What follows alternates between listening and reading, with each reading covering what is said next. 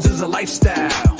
Sports cards and we live now. Jeremy Lee in the building and every guest that you ever needed. Sports cards after hours keep the hobby heated. Updates, hobby talk like you never seen it. Sports cards live and none could ever beat it. Sports cards is a lifestyle. Sports cards and we live now. Welcome to another episode of Sports Cards Live with your host, Jeremy Lee. What's up, everybody? Welcome to episode number 245 of Sports Cards Live. It's Saturday night, November the 2nd, 2024. My name is Jeremy Lee. And a reminder, tomorrow night here on the channel with Josh Madden of The Gong Show, we will do our weekly Fanatics Collect Hockey Auction Ending Watch Party. Always a great show. Join us tomorrow night for that, guys. Want to shout out sponsors and partners. Filth Bomb Breaks offers live case and box breaks. They do so with responsibility and integrity. If you enjoy group breaks and are looking for a company to break with, please check out Filth Bomb, streaming on Fanatics Live on 4 channels, 7 days per week. And if you're looking to add a grail into your collection, check out Fund Your Cards, the hobby's leading consolidator. They will help you finance the purchase of the grail with your own cards. Visit fundyourcards.com and check out the next episode of the Fund Your Cards show, which will be airing here on the channel in about 2 weeks from now, guys. And Mint Inc., wearing their shirt tonight. Mint Inc. is a leading hobby brand in Canada. They offer a full range of services from in-person shopping and live event experiences at their 2 Toronto locations to online shipping via mintink.ca. They do auctions, they do breaks, they do grading, and on every episode of Sports Cards Live, we are giving away $50 to mintink.ca. We will do that later on tonight. Check out hobbynewsdaily.com for your daily dose of articles and hobby news and a podcast. And Leighton Sheldon from Just Collect will be joining us, I believe, in about half an hour for the Vintage Spotlight segment. And everybody, this show is available on Spotify and Apple and wherever you get your podcasts. Please subscribe and listen for free. Leave a rating and review. Greatly appreciate it. And as always, thank you to all of our loyal viewers and listeners. And if you're not yet subscribed, please take a moment and do so. And as always, your comments, your questions are in play. We do not have a guest, no scheduled guest tonight. This is one of those ask me anything, solo, me going solo here. We're going to talk about a bunch of things, but I did put up a reel on Instagram the other day, 2 days ago? Maybe it was even yesterday. And like I said on IG, my inbox has just been bombarded with people sending me links to eBay listings that they feel are just stupid buy it now prices, really, really high, So there was a lot of good conversation, a lot of good reasons why people do actually list cards on eBay with really high buy it nows that may be way in excess of comps, like even tenfold. So we'll get to some of that. But first, let's say hello to you. Nikila Dodds, welcome to the show. Cardboard Corner, hello. Jeff McMahon, good to see you. Thorson, what's going on? Yeah, we'll see you at the Expo. I can't wait. I'm flying out Wednesday. I'll be there all weekend long, everybody. Motorcycle Mark, appreciate that. Welcome to the show. Michael Stone, good evening. Cardboard Corner, well, yeah, I have forgotten to shave. You are right. No Michael Stone, no guest tonight. It's just me. So fire away with some questions, comments. Let's have a discussion. Eric is here. Will I be buying the first round on? Yes, I will be buying the first 3 rounds of appetizers with Upper Deck's money. Very excited about that. Mike, what's going on? Welcome to the show. Robert Scott, good evening to you. Good to have you. Bob Boozle, Beard confirms I have joined. Yes, I have. Bent Dinged Cardboard Hollywood Lee, what's going on? Al, good to see you, buddy. Welcome to the show. Mookie, welcome to the show. Jacob Dahl, good to see you tonight. So listen, first of all, obviously I like my hockey. I like all the sports. I got right into the last game of the World Series there. That was pretty cool. Freddie Freeman, what a guy. But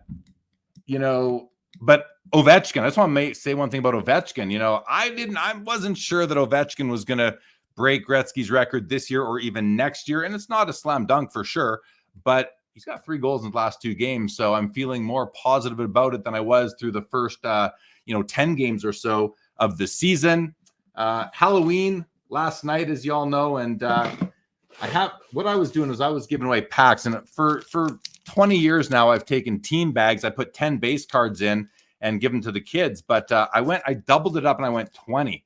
And there's some little minor hits in these, but this is what was left over. I had to, halfway through Halloween, I had to go back and make a whole bunch more of these because I ran out. We had a lot of kids, more than expected. So that was great. And they loved it. So that was pretty cool, guys. Expo next week. Obviously, can't wait for that. Hope to see a bunch of you guys there. Thursday night is the networking event that I host at Jack Astor. So if you're going to be there, you are invited. I get a lot of people DMing me and asking me if you need an invite. You don't need an invite to come to the event at Jack Astor's Thursday night. It's at 8 o'clock, right after the show ends that day. So we'll see you over there. I've already put in the order, courtesy of Upper Deck, for the appetizers. The first wave is going to come out at about 8:20, and then about half an hour, 20 minutes after that, and 20 minutes after that.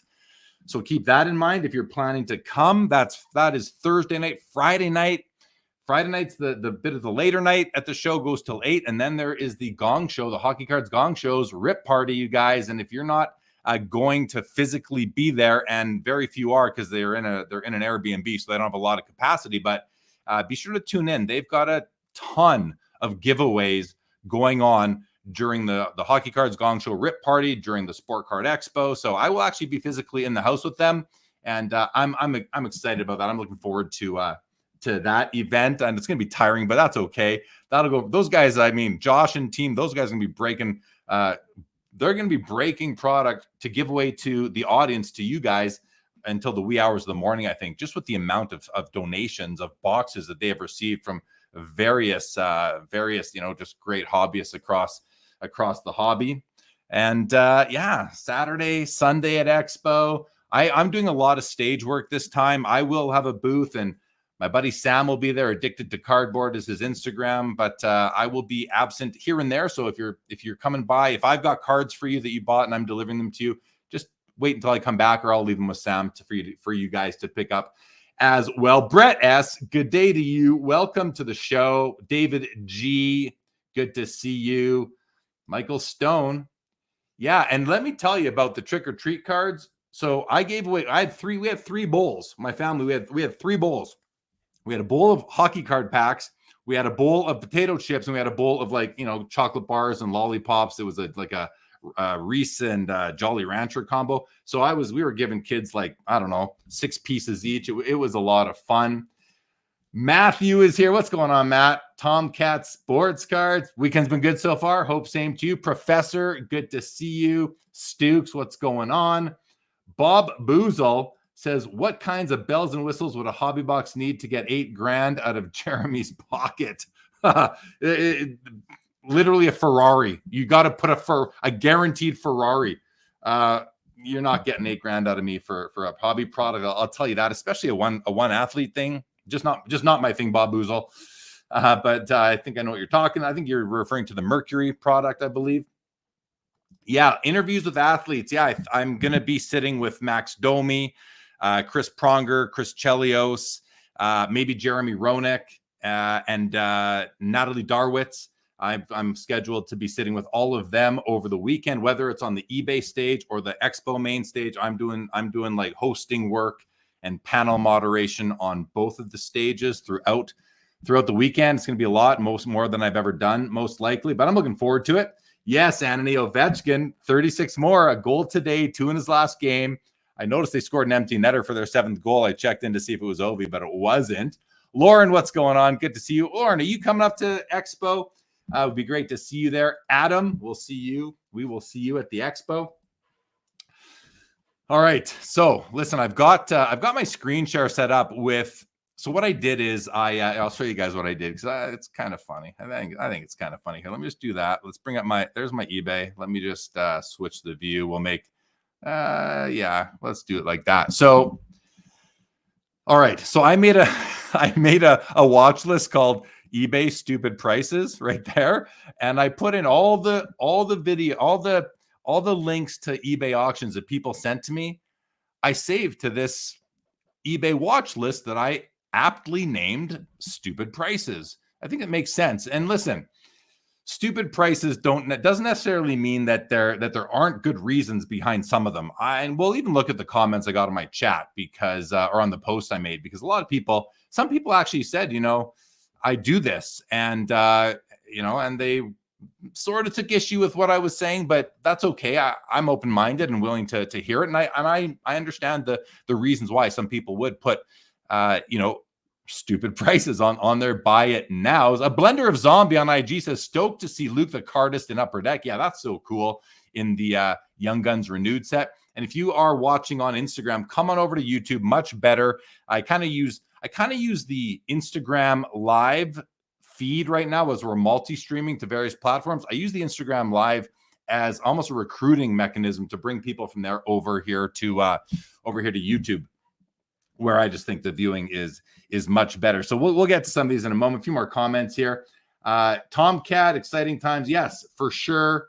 Thorson, I've checked it off. I marked your question. I'm going to go right back to it. I promise you that. Stuke says, Natalie Darwitz's team made an amazing comeback against my daughter's team in high school. Very cool. And she's being inducted into the Hall of Fame that weekend, along with Jeremy Roenick and a few others. Well, let's go to Thorson's question before we even go back to the eBay stuff. He says, with Bedard's Future Watch Auto, it's stupid, unjustifiable prices at the moment. Do you see this bringing up the prices of older Future Watch Autos of established stars and future Hall of Famers? It should, in my opinion. I don't know, Thorson. So first of all, to talk about Connor Bedard's Future Watch Auto that just came out last week in SP Authentic, I think it's a great card. I like SP Authentic Future Watch Autos. And when I guest hosted the Gong Show last week, one of the questions that was asked in their mailbag that we all addressed was, what do we think it's going to sell for? And I haven't seen what one is sold for yet. I'm going to have to look and see if I'm right, but I'll tell you what I said. So I was the last one to say my piece on this after Josh and Phil, and I think even Bubba Louie might have said what he thought. And then I said, and they were all like $5,000. I'm like, higher. And Josh goes 7,500, like higher. I think they're going to be selling for 10 grand out of the gate, the raw, whatever. Now, I might be wrong. And I kind of want to go find out now. What does anyone know? What have they been selling for? I'm curious, because Thorson says 10 to 12K right now, more than Sid Ovey and McDavid, right? But that's what happens. We know that. I think we know that that's going to happen. And I said on the Gong Show, I said, it's going to be over 10 grand. Pick your currency, whatever it is. So if it's 10 to 12 Canadian right now, so I wasn't wrong. I knew it was going to be stupid high, because that's what the hobby does. The hobby in general, my experience is it just never learns that rookies come out high. The first one's going to sell for the highest in most cases, and then they're just going to come down from there. It doesn't really matter who you are. And that's what's going to happen with Connor Bedard. It happened with his Young Guns, right? They came out at like $2,000, and now you can get a PSA 9 for about $300 USD, I believe, and a 10 for about $850. So they've come down quite a bit. And I remember going back to 2011, Ryan Nugent Hopkins Young Gun came out. It was selling for a lot at the time for a Young Gun. Maybe it was selling for like $150 or something, and didn't take long for that card to get down to $40. That happens year over year. I'm just picking on Nuge because that's one that comes to mind for me, but it happens year after year after year. And now, like Thorson points out, I mean, how can he sell for more than Sidney Crosby, Ovechkin, and McDavid? That just makes zero sense, except that it's what's hot right now. And everybody wants what's hot right now. Everybody wants what everybody else wants. And the hobby hype machine does a really good job of bringing everybody in towards what is hot right now, whoever it is. And it's going to change. And that those cards are going to guaranteed they're going to come down in value unless he goes off and scores 5 hat tricks in a row. Then it'll maintain that value, but that's not going to happen. So it's going to come down in value. But back to Thorson's original question there, which was also, do I think it'll bring up the values of other established? Absolutely not. I don't, Thorson. I just think it's going to settle down to where it needs to go. I don't think it's going to have any impact, maybe a minor, but nothing significant. I don't think it will have a significant impact at all on Crosby, Ovechkin, McDavid, Matthews, any of the more established guys. You say it should. It should if today's values of Bedard were the true values, but they're not. Those are going to come down. Those are very temporary values at the moment, in my opinion. Why don't you work? Daniel Brown says, Jeremy, why don't you work directly for TAG anymore? That's a good question. So I was anointed as the VP of business development back in September of 2022, I believe it was. It's over 2 years ago. And I held that position for about a year until around a year ago. That's what I was doing. I was on payroll and I was doing that. And then really what happened was they weren't scaled. They weren't able to scale enough for me to really develop business to fill. So it didn't really make sense.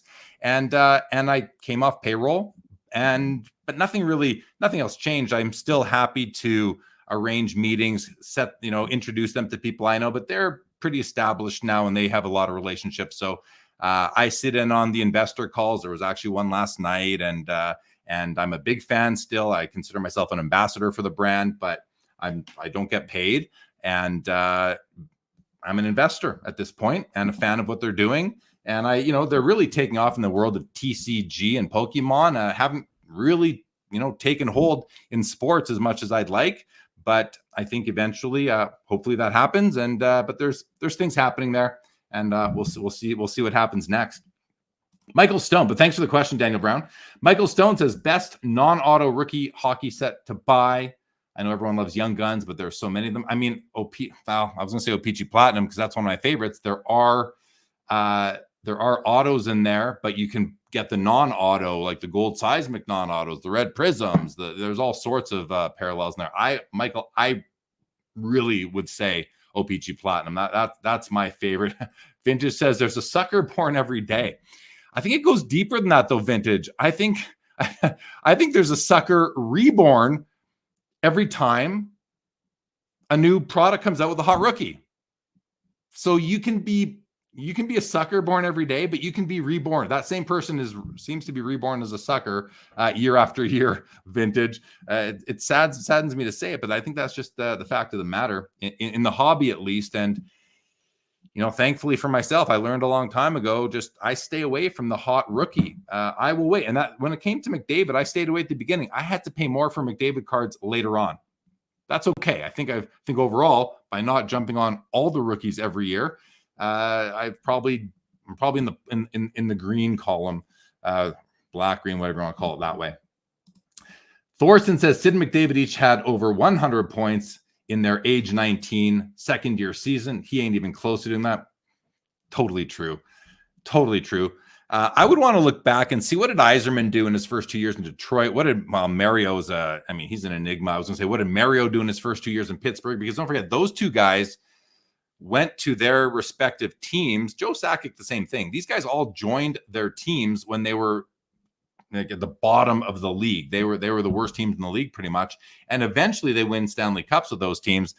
Connor Bedard, hopefully McDavid still does that. Hopefully Bedard does it as well. But yeah, you make a good point, Thorson, a really good point. Yeah, he's way overvalued, in my opinion, in the hobby right now. But that's just the way it goes. Pointless again today, 9 points in 12 games. And don't forget, though, he is young. He is young. Not every player, not every hot rookie in hockey comes out and just goes lights out right away. I think back to Joe Thornton. He took like 5-6 seasons to really get his feet under him. Now he's a guaranteed Hall of Famer. He's one of the best ever. Joe Thornton had a great career. Todd Bertuzzi, obviously, he had some sad things happen, or he did some things that didn't look great. But one thing in particular, I think it was the player's name was Steve Moore, that he kind of hit in a way that wasn't looked on favorably by the public. But even he took a while to develop, and those are different players because they are big, whereas Bedard is small. But I would still give him some time. Look. Yeah, here we go. Anony called. I was just going to mention this. Anony, you took the name right out of my mouth. Alexis Lafreniere. His prices came down. Well, his prices were stupid high before he set foot on the ice. Then they came crashing down because he started playing, and he didn't play very well for his first couple seasons. But now he's playing pretty well. He's a regular. He's a top 6 guy, and he's going to have a great career. So learn from Alexis Lafreniere. That's another one. Although the situation is a bit different from Bedard because Bedard was playing when his young gun came out, whereas Lafreniere wasn't. It was back in COVID days. Mookie, what's the best hobby rumor I've heard recently?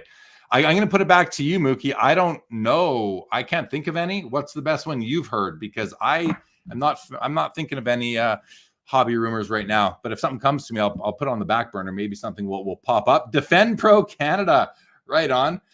Yes, is that you, Chris? If it is, I am looking forward to seeing you too. I have some of my Defend Pro supplies right here. There we go. Defend Pro, guys. These are my favorite sleeves. My favorite sleeves and graded card holders as well. Defend Pro Canada. Anthony Gordie Howe only had a 100-point season in his career. True. There were fewer games back then. Don't forget as well. Bending corners. All young guns are overvalued out of the gate. Exactly true. That's exactly true. And, overvalued is an interesting term because are they overvalued if that's what, free-thinking people bid them up to? I don't know. I think they're, let's be real. They're overvalued. There's no doubt about it. They are, and they come down eventually once more and more people get them. Hockey. What are my thoughts on the Mastro interview? Missing this show. Hope you continue to be around. I don't know what you mean by missing this show. Hope you continue to be around. I'm continuing to be around. Hockey. I'm not going anywhere. I will be continuing to do this show for pretty much as long as I live is my plan. I mean, never say never, but I don't plan to stop doing this ever. My thoughts on the match. I watched it. You're talking about the Brian Gray interview of Mastro. I watched the interview and I thought Brian did a pretty good job of it. You could tell they're buddy and Bill Mastro, I mean, taking away what he did that was wrong, i.e., and I don't even know if trimming the Honus Wagner was wrong, but it was, I definitely think I don't even know, because was it trimmed or was it cut from a sheet? And, but PSA doesn't slab sheet cut cards. At least they won't do like O-Pee-Chee hockey. Probably won't do like Topps baseball, but they did that one. It's a whole thing there. There's politics involved, hobby politics and all that. But at the end of the day, I thought the interview was great. I enjoyed it. One thing that, that Brian and Bill Mastro didn't talk about were and I don't know much about this, but like the allegations that when he had his auction house that he was shill bidding his auctions. And I think a couple times Brian Gray did allude to, there are other things that we will talk about another time, but not this time, where they spent most of the time talking about the trimmed Honus Wagner or the sheet cut Honus Wagner. I don't even know what to call it anymore. But to your question, hockey, my thoughts on those are my thoughts, and I enjoyed the interview. And take away all the shady things that Bill Mastro did. He came across, unfortunately, for hobby content creators, maybe he came across as a pretty likable guy, I thought. But it doesn't change what he did and what we think about that.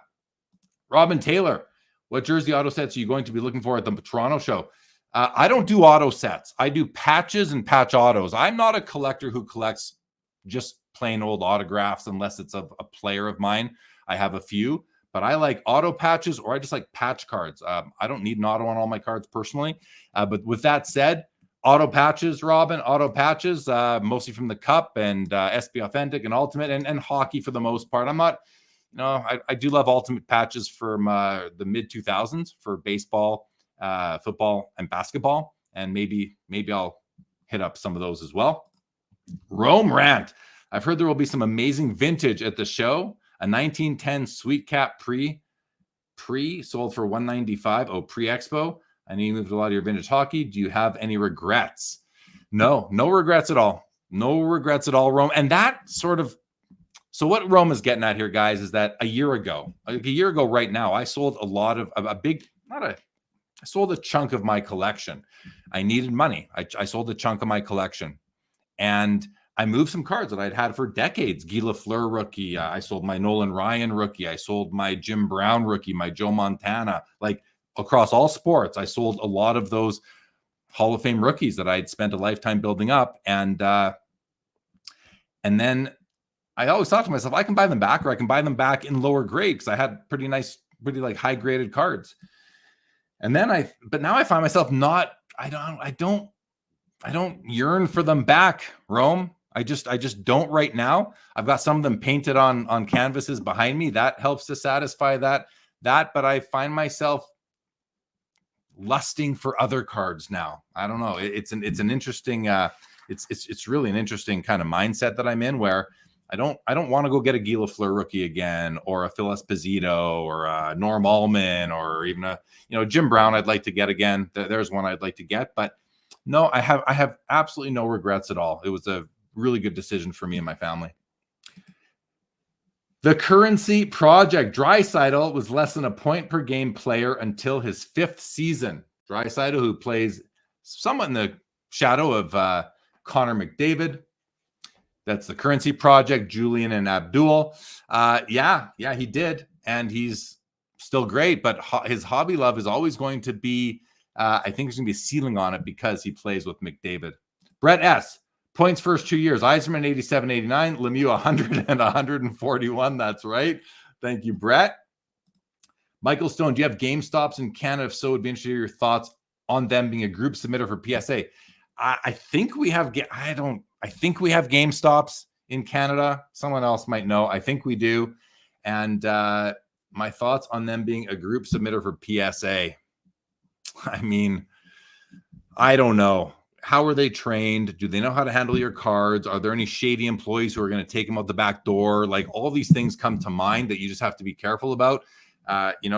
Take your photos, get your receipts. I think listen, if GameStop handles PSA submissions, I want to say flawlessly, but that's a silly thing to say. If they handle them to the same degree of professionalism that like the top end LCSs do, then what's the big deal? And in that case, I think it's actually a really good move for PSA to get their brand out there at all the GameStops. That's going to help with their overall brand recognition, which might help the hobby overall. So Michael, it's a great question. And I would stick with my LCS. Personally, I would stick with my LCS. I would want to give them the business. I would want to help them pay their rent and continue and thrive and survive. So hope that answers your question, though. Anthony says the Bedard Young Guns has 5,000 PSA 10s apparently.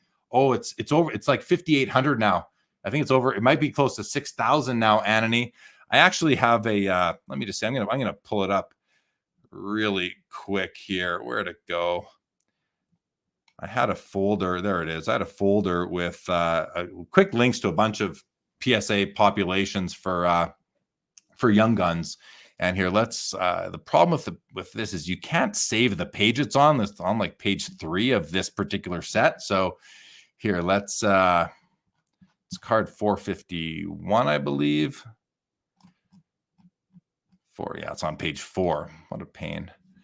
But we'll get there in a sec. We'll get there in a second here. And I'll share my screen. I'll show you guys what the population is now for that card. There's got to be a quicker way to get around this PSA pop report, but I guess there just isn't. So, oh my gosh, you guys are going to be surprised, I think, here. So let's do this.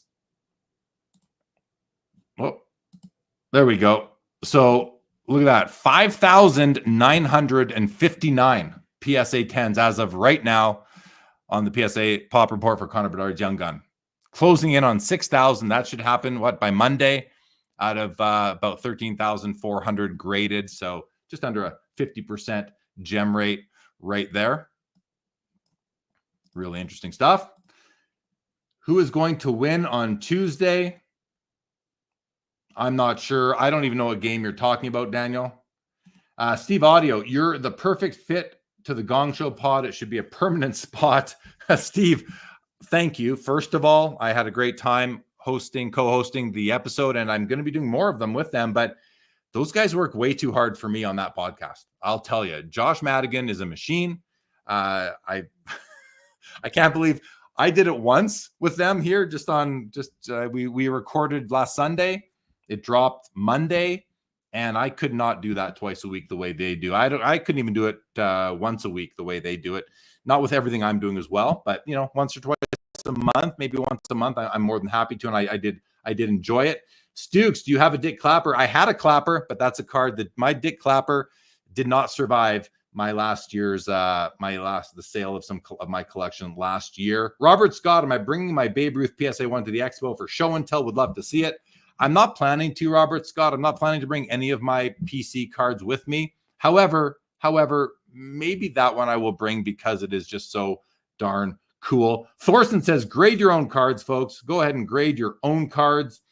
Yeah, or use a submitter. I mean, it's like sometimes like cook your own dinner. Well, I like to go out sometimes. Maybe I don't want to cook my own dinner. Maybe I want to use someone else to cook my dinner. And I want to relax and enjoy it and enjoy that. Like people, I understand what you're saying, Thorsten, but not everybody wants to, and I think that's okay too. If you want to pay a small fee to get it done for you, why not? But trust the entity that you are using to group submit. Michael Stone at $20 a card and saving on shipping. I don't think it's a bad deal at all. Yeah, that makes sense to me. Kieran Crilly from London, for good or bad, some of the Mastro auctions in the early to mid 2000s had quality and quantity of items that was unsurpassed, not condoning things that should not have happened. Yeah, makes sense to me. Vintage says, have you seen the people working at GameStop? This will never work. Not really. No, I personally haven't seen the people who work at GameStops. You say this will never work. You might be right. Time will tell. DR, what, if anything, has surprised you in 2024? Man, it's good. Save that for the year-end show. Leighton, I see you. We're going to bring Leighton on, and just give me 1 minute, Leighton. I want to get to the bottom of the comments. We will bring you on. I'm gonna block it off at Hobby Champs, and we're going to bring Leighton on for some vintage talk and other talk as well. Yit says, I have 2 10s. I guess it's time to start collecting them all. He's talking about the Bedard. Michael Stone said, I got to think PSA will train a regional person at GameStop to handle the orders. Interesting. I mean, I'm not going to speculate how they're going to run that but maybe they will. Vintage says, Scottie Pippen is a hobby comparison to Draisaitl. I agree with that. I think that makes a lot of sense. Motorcycle Mark, what's the Bedard Silver Outburst pop count? Good question. Let's take a quick look at that. Oh, I got to get, there we go. The Bedard Silver Outburst. I think if we come, there it is. 117, it looks like, Motorcycle Mark. 117. That's pretty low. That's pretty low right there. Mike Asto, were you at the Montreal Expo? Yes, I was at the Montreal Expo. I loved it. It was great. And I'll just to kind of quantify it a bit, my sales at the Montreal Expo were 50% higher than my sales at the Montreal Expo, the first version this year, back in May. So I had a great time. I thought it was a great show. And finally, Hobby Champ says Upper Deck is ushering in the ruination of the Young Guns rookie card. Unfortunately, way too many printed. What up? What's up, Hobby Champs? Good to see you. All right. Oh, thanks, peeps. Appreciate it. And he's turning him into pro set cards. And Brett says, does your wife or children have any interest in the hobby? Do they share your happiness when you get a new card you've been chasing? They don't know about really when I get a new card I've been chasing. My kids, they want cards, especially after, Halloween. My son's got a Tupperware filled with cards, but he's 5.5. So right now it's all about just identifying the teams and the uniforms. They know goalies, they know teams, but they're not really into it the way that we are, I would say. And Benting Corner's thoughts on the new Menendez Bros find on a Jordan card? No thoughts. That'll come and go. It'll come and go. I think to give that to assign value to that, I think is somewhat silly. And Annie says, I think they go for the Bedard. I think the way to go for Bedard is numbered rookies. I agree. And Mr. Manos, what do you do better on, vintage or modern? Well, it's a good question. What do I do better on, vintage or modern? Leighton, sorry to surprise you, but you're live here. How are you, buddy? Good. How are you? I'm good. I brought you on because Mr. Manos asked, what do I do better with on vintage or modern? It really depends on the inventory at a card show that I have ready to go. Both. I'm going to say both. When I have vintage, it sells. When I have modern, it pretty much sells. I would say, though, for me, actually, vintage does better because of the overall quality of the vintage I have. I generally don't carry low-grade, ugly vintage cards. I don't carry no names like in my inventory. I have Hall of Famers or stars, and that's what people are looking for. So I think I've curated over the years good vintage inventory, whereas my modern inventory might be deeper in terms of player selection and even brand selection. Leighton, what do you do better on, vintage or modern? Well, I think you know the answer to that. But I think that, listen, there's definitely a place for modern. I love it. I just find the fluctuations, it feels more of like a day trader. And what I mean is you could literally, let's just say you buy a raw collection or you bust a case or two, you send it off to PSA or whoever your grading company of choice is, you go on vacation, you live your life. And like for me, if my vintage package comes back from PSA a few weeks later, I don't like really fret. I might get a little bit antsy about my grades were, especially if I had a higher end package. But if I was dealing in modern, I would say certainly the turnover is always important in any business, right? But in the case of modern cards, I guess I would find that challenging and a little bit unnerving, having so much out of the control of my own hands, meaning just the physical turnover of the cards. Because if they're at PSA, like you want to sell that stuff like yesterday, I would imagine. Yeah, yeah. I agree. I think it really does just come down to the type of inventory you're carrying. And so Mr. Manos's question, I think it's a good question, but you and I, both the guys on screen right now, Mr. Manos, we are both sort of unique cases. Whereas if you talk to somebody who's buying all sorts of collections all the time, you ask them, I don't know what the answer is going to be, because it seems to me like, you've got card shows out there. Like I was at the Philly show in September. Now there was plenty of modern, but there was plenty of vintage. I mean, Leighton was set up with Just Collect, a great booth, plenty of vintage in that room. Then you've got the Strongsville show, which is near the Cleveland National in Ohio there, and it's almost exclusively a vintage show. So there's still a huge amount of people collecting vintage. But there's also, then you look at the Burbank show, the Dallas show. I haven't been to the Dallas show, but the Burbank show, predominantly modern. The Burbank show there is vintage too. The Dallas show, I've never been, but I see a lot of, modern collectors there. So I think there's really huge markets for both, which I'm, kind of really beating this question to death here. But, I just, that's how I think the landscape kind of plays out as far as I can see. So, Leighton, I don't know if you noticed or you saw that little reel that I did about stupid eBay buy it now prices. I didn't see the reel, but I saw the topic and I thought it was kind of fun. So yeah, and it is fun. So what I'm doing right now is I took all these, I took all the links. I was bombarded by DMs after that, mostly with people sending me links to cards that they're watching on eBay that have what we would call stupid buy it now prices. And I'm just scrolling through them right now on my other monitor to pick out the vintage ones, because I think that we can go look at some of them and just opine on kind of like, how out of line are some of these prices. And there's not a lot of vintage ones that came through. I've got 1, 2, 3, 4, 5 of them, but why don't we take a look? Why don't we take a look at some of these? All right. So now let me just figure out, I've been messing with my, there we go. All right. So 1 second, I'm just going to mark where we were in the comments here, and let's go to this one here. Someone sent me this one, Leighton. Sure. It's a SGC 948 Leaf Jackie Robinson, listed by BMW Sports Cars. That's Brian Wentz. He's a legend in the hobby, for $12.5 million. Now, is that a stupid high buy it now? Maybe I think it's really high, Leighton, but I don't know. I don't even know the population and if there's any PSA 9s or 10s out there, what the highest selling Jackie of all time is. But at first glimpse, this seems to me, because isn't this what like a PSA 9 52 tops mantle sold for when Rob Go bought? Well, he bought an 8. I think a 9 sold for 12.5. Maybe it was an SGC 9. In any event, what do you think of this asking price? Is that an achievable, a realizable price for this card? Well, I think we should clarify, we're going to be talking about U.S. currency. So just to be clear, and the reason why I say that, of course, and half joking is, listen, I want to answer your question directly. No, I think it's expensive. I think it's a little bit more, of course, than I believe it's worth.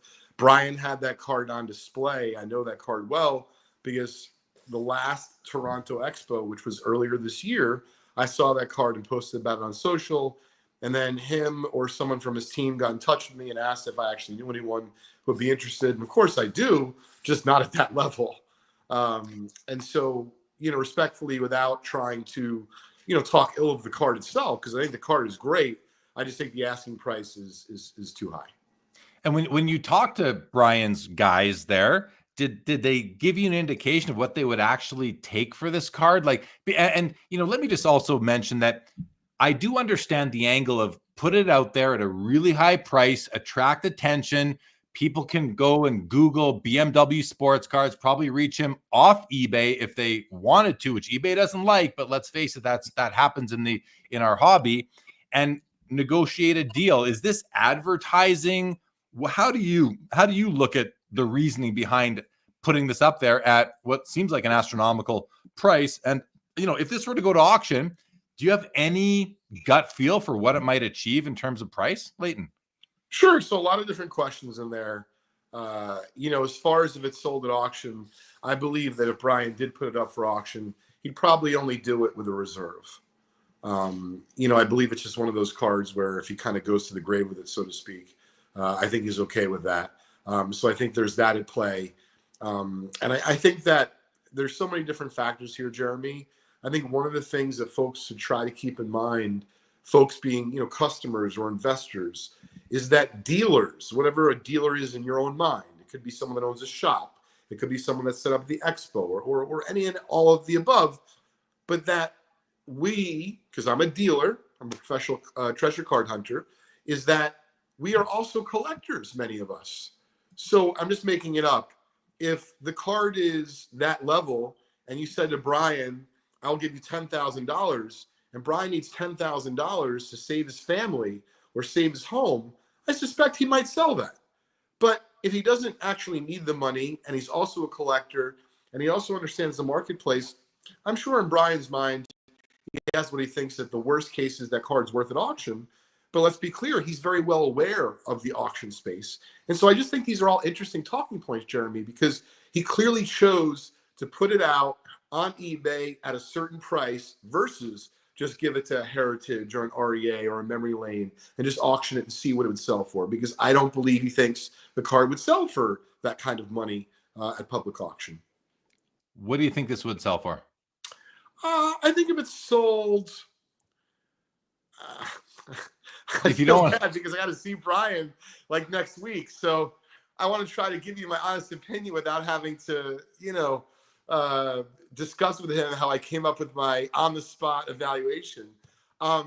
Listen, I think it's possible it sells for $3 to $5 million, but I'd be really surprised if it sold for more than that. Okay, I think that's fair. That's kind of what I was thinking too. I was gonna say between I was gonna go wider because I like to cast a. I was gonna say I don't know, 2 to 6, 2 to 7, who knows? But okay, so that was the first one that was sent to me, and I think it's a stupid high buy it now price, but I say stupid has bad connotations. I don't, I think it's also, there are reasons for it. I got to say the registration on this thing is beautiful, great color, but I think I'd want a perfectly centered card for 12.5 million myself. All right, let's go to this one here. This one, 7 feedback from this eBay seller for basically a base card from 1990 Donruss, I think it is. $100,000. That's just got to be a joke. I think we'll skip by that one. No point in talking about this one. But this one was sent to me by someone who was serious about this being really a ridiculous asking price. I don't know much about these W514 Joe Jackson strip cards from 1919, Leighton, but he calls it a 101. He's asking $250,000. He has a whopping 23 feedback, so hard to take seriously because of that. But do you have familiarity with this card? What do you think it's I worth? do. I have one on eBay myself under my username just_collect. Not at 250,000. I think it's, I don't know, maybe 14,000, whatever it is. It'll be a very low price apparently, according to this. What is he claiming, Jeremy? Because I'm on my phone. What's he claiming is a 1 of 1? Let's see if he says anything. Here it is, one of the best. And sort after, you'll find strip. Mint corners, 0 creases, absolutely stunning. It's the original. The original strip line can be noticed on the edges. Check out the PSA Pop Report. We've been dealing in high-end sports for 30 plus years. This is undoubtedly the nicest. I think he's saying it's the 1 of 1 is that it's the nicest copy. That undoubtedly one of the top examples known. Don't miss the opportunity. Truly once in a lifetime. Don't miss the opportunity to spend $250,000 on this card. I mean, it looks nice, but I don't see it in a slab, which would have helped. There's the he's got the PSA pop report in the picture here. Only 63 ever submissions ever. The highest is a 9. This one's raw. I mean, what's it worth? Do you know? Yeah. So I'm wondering if you could pull up mine, but if I had to guess, now keep in mind, before I talk about the value of it, to me, the value of that card comes from 2 factors. Number one, if it has a numerical grade, because strip cards notoriously are very tough to find with a numerical grade, especially from that time period. And that set, the W514. You can probably find mine on eBay. I just don't remember what the grade is of it and what I was asking for. Yeah, there's only a handful.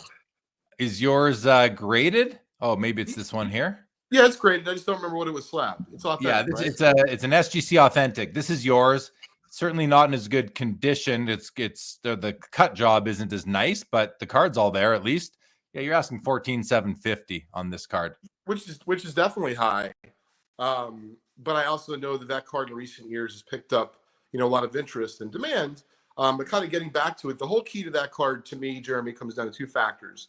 Number one, does it have the 4 borders around it, meaning the lines, the edges, if you will, that come from the actual sheet it was issued in. And to be clear, if that gentleman has a W514 Joe Jackson that has all 4 lines, you can see, like, he should get that card graded as of like yesterday.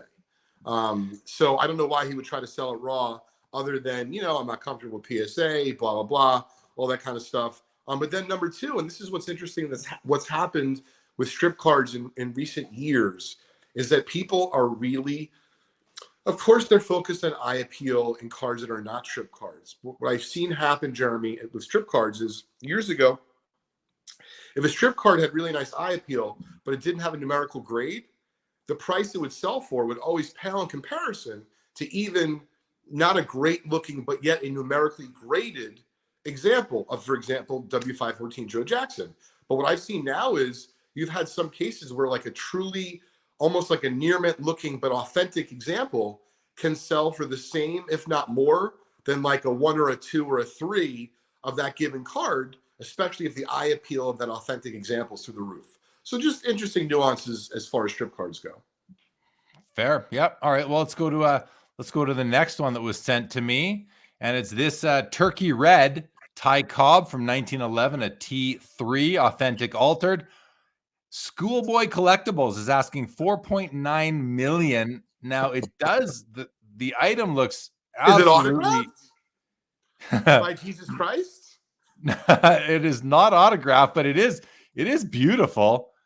I mean, I don't know what the you said it's authentic altered. It's not autographs by Jesus Christ or Ty Cobb, or both. First duel. 4.9 million. Yes, Jeremy. I'd say that's pretty hefty. Pretty hefty. Yeah. Yeah. And then the last one that was sent to me is this Albert Einstein, which is a card I covet, not for 80,000 for a PSA 8, but 1928 Jossetti cigarette, Albert Einstein, asking $80,000. What do you think of this? Have you dealt in this card before? I've seen that card before, but no, I haven't bought and sold that card before. So I'm not the person to ask. I saw PSA 4s that looked nice, I think, at the National for, well under $1,000. Now, I know that, once you get into high grades, the increase grade over grade can be exponential, and maybe this is the case. But the person who sent me this, I forget what they said in terms of what they thought it was worth, but maybe they thought it was worth, $14,000, $15,000, not $80,000. So, and as you can see, I don't know if you can see, but I clicked on the seller's other. I've actually bought cards from this guy before, AJ Vezina out of Florida. I recognize. Yeah, got great stuff. I clicked on his other items to see what the other prices were like, and I didn't say anything that like really, really offended me. So, but this one really offended, I say offended, tongue in cheek, really offended the person who sent it to me on Instagram, saying that this is just way too much for this card. So, but AJ Vezina has been listing cards on eBay for years and years, like for, probably since eBay started. And I've had cards on my want list of his for years at a time. And he, we've done some deals, but he'll work with you, but not that much. And I think he's just willing to wait for the right person to come along on many of the cards. So yeah, interesting. Those are the vintage pieces that came through. So yeah, it's fun. It's a fun discussion. But, I understand. I do understand why some people do put a card out there. They're trying to attract attention. We talked about, you said that Brian Wentz at BMW, he knows the auction scene. Well, maybe he's got that card up there, the Jackie Robinson, for $12.5 million to attract the eyeballs of the auction houses so that maybe they can court him for that card. And also when it does hit auction eventually, maybe he's got so many people that have seen it and will now know that, oh, look, it's off eBay. Where is it now? Who knows? But it's somewhat of and I always wonder, does eBay like that? Do they want people using their bandwidth to just park a card on there for, 5-10 years at a ridiculous price to never sell? I can't see that fits into their business model. No, I think they probably prefer cards to be liquid and selling to make more money, but they also are such a behemoth of a company that I think that they're really more worried about aggregate data. How many listings, how much is sold, what's their fees, things of that nature. But, listen, it can be advertising for Brian. There's a lot of different reasons why someone would offer a card for a lot of money. That card's a great card. Just a matter of, finding the right buyer for it, especially if you want that kind of money. One thing I wanted to bring up, because this has happened more and more as we list more things on eBay. So number one, for folks that are out there, a lot of dealers, they don't list all of their inventory on eBay. So another reason why Brian or someone else might list a card for a lot of money on eBay is to kind of fish and lure people in to kind of see if, whether it be their eBay store, or for that matter, their website and their company has additional inventory. But number two, something that's been happening, and I understand, right? eBay fees are expensive. So a lot of people who are in the know, if you will, they understand that they can potentially buy that card or those cards off of eBay and save some money while still netting the same money into the seller's hands. But I want to caution people out there, because we've had a lot of people recently, especially with our store over the last few years. I noticed this around the holiday time. Folks are contacting us through eBay and they're asking if they can buy it off eBay for less money in person at our store. And we literally write back nothing, because eBay has so many different bots covering it. We've done this before.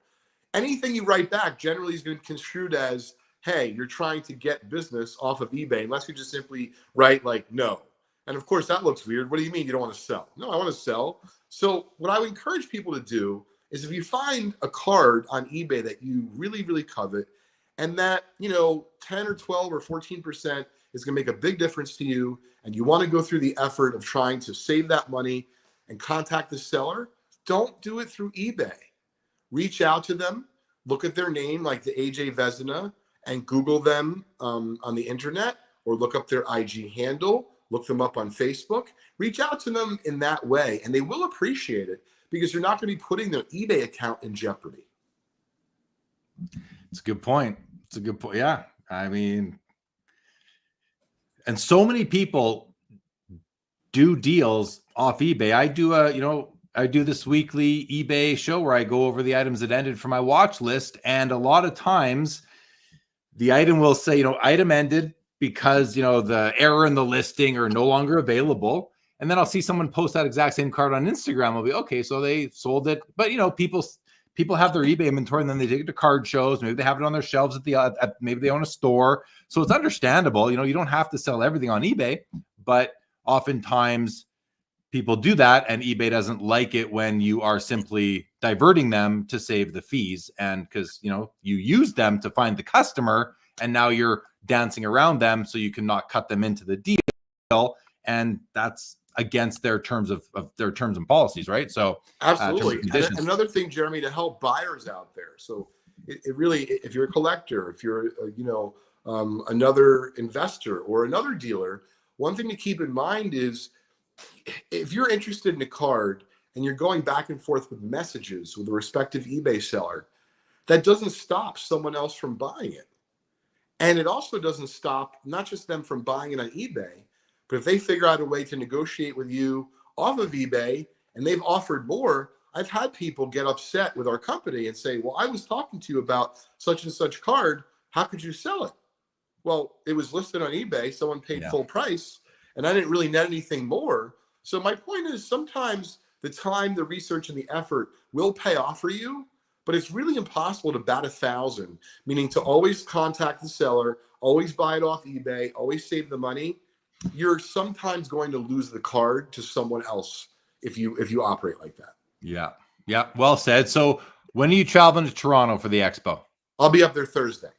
You'll be up there Thursday. All right. So we'll see you Thursday at the show. As always, you can kind of base yourself at my booth if you'd like. And I'll see you. You'll come to the Thursday night networking event. Looking forward to it. Have some appetizers courtesy of Upper Deck. Very excited. It should be a great event as always. So, well, listen, man, anything else you want to mention? I do. We have a big event ending for Vintage Breaks. It's ending tomorrow night. You can find us on YouTube all day tomorrow from noon to 11 p.m. Eastern time at youtube.com/vintage breaks. We'll be giving away thousands of dollars in vintage cards tomorrow night, like a T206 Walter Johnson, a 1955 Topps Jackie Robinson, cards of Mickey Mantle and Koufax and Clemente. So if you want to tune in and you don't want to spend any money, it's still, in my estimation, our final days of our event, especially the last day, is must-see breaking TV. Lots of freebies, lots of cool stuff that breaks, set breaks, box breaks, pack breaks, etc. So stop on by if you're going to be around tomorrow. Right on. All right. Well, good luck. Have a great day with that, guys. And our most recent episode of the Vintage Spotlight podcast, which is its own podcast, came out about 10 days ago or so. And we'll be doing another one, hopefully right after the Expo, Leighton. We can talk about our Expo experience on that episode and some other stuff. So thanks for coming on. Thanks for jumping on. Thanks, Jeremy. Take it easy. You too, bud. You too. All right, I'm going to get back to comments now from you guys. Dan Brown, are there any one-of-one cards that you are chasing? Not really, Daniel. Nothing pops to mind for me. What about you? You chasing any one-of-ones? LGC says the Tuesday event is the U.S. presidential election. I was thinking sports on Tuesday. I don't know. But, and I was asked who's going to win. I don't know who's going to win. I have no idea who's going to win. I just don't know. I don't know. Something tells me Trump. If I say I don't know, then I say something but I don't know. Peeps, OV6 goals will be an interesting season. Yes, it will be. Steve, on his retirement jersey night, do I have any Vince Carter in my collection? I unfortunately do not anymore. No, I do not. Good evening, Todd McDonald. Welcome to the show. Stuke says Dallas had more vintage than usual this weekend. More vintage non-sport too. Good to see. Yit says, I wonder how many people change their price tag on their buy it now just to be on this live. I hope nobody, but you never know. You even added an Easter egg. Oh, I'm interested to know what you mean by that, Yit. Michael Stone says, I love the Strongsville vintage show, but dealers are way overpriced. I found it is nice to have a mix of both modern and vintage at a show like the National. I agree. I like having both too. Bob Boozle says, the buy it now sales that drive me insane are people listing 1980s cards with floating orbs as some rarity. Yeah, that's fair, Bob. That's fair, I would say. Vintage says, is Leighton involved in vintage non-sports? I don't know how much of that he does vintage and sorry. As you know, he is now gone. Yeah, no, imagine the eBay fees on selling a $12.5 million card for sure. Perry says, I have a few Mickey Mantle 1962s that are not graded. Do you think it will be worth it to have them graded? Yes, I think it will be worth it to have vintage Mantles graded. I think that's always probably going to help them sell better. Stuke says BMW is notorious for overpriced cards since I've known them in the 1990s. I've seen lots of cards at their booth. I mean, he set up at the National, still does, the Expo, still sets up the Expo, and I see great cards on his table all the time. And then, but I just can't buy them. They're too much for me usually. 90s hockey, what's going on? Good to see you. Hello, Perry. LGC says 48 Leaf, a favorite for card trimmers. I mean, what wouldn't be their favorite though, really? But maybe that's an easier one to get away with. Motorcycle Mark, I had a girlfriend that wanted me to stop riding my motorcycles. Of course, I listed them for sale at extremely high prices just so I could say, honey, they're for sale. Nobody's buying. That's good, Motorcycle Mark. That's good. Really good. Michael Stone says SGC usually does a great job of seeing trimmed cards. I think you mean like identifying trim jobs and maybe identifying them as such on the slab. Yeah, Michael Stone. Oh, that's it. Sorry, right there. There's the Michael Stone comment. What's this from 88 Junior Fan? How much do you guys think about 2022 Bowman Chrome, Roderick Arias, True Red? I don't have a clue personally. Good evening, Justin Bode. What's going on, buddy? What's going on? Bob Boozle says people need to cool it with the one-of-one listings with vintage cards. Yeah, I mean, that's just so shady. So shady. I'm with you on that. Vintage says the 24 Milhoff is the Einstein to have. Yeah, that's the one I want, not the one that I just showed a minute ago. I want the Milhoff. I don't have one. That's the one I saw at National too. I didn't see the one that I showed a few minutes ago here either.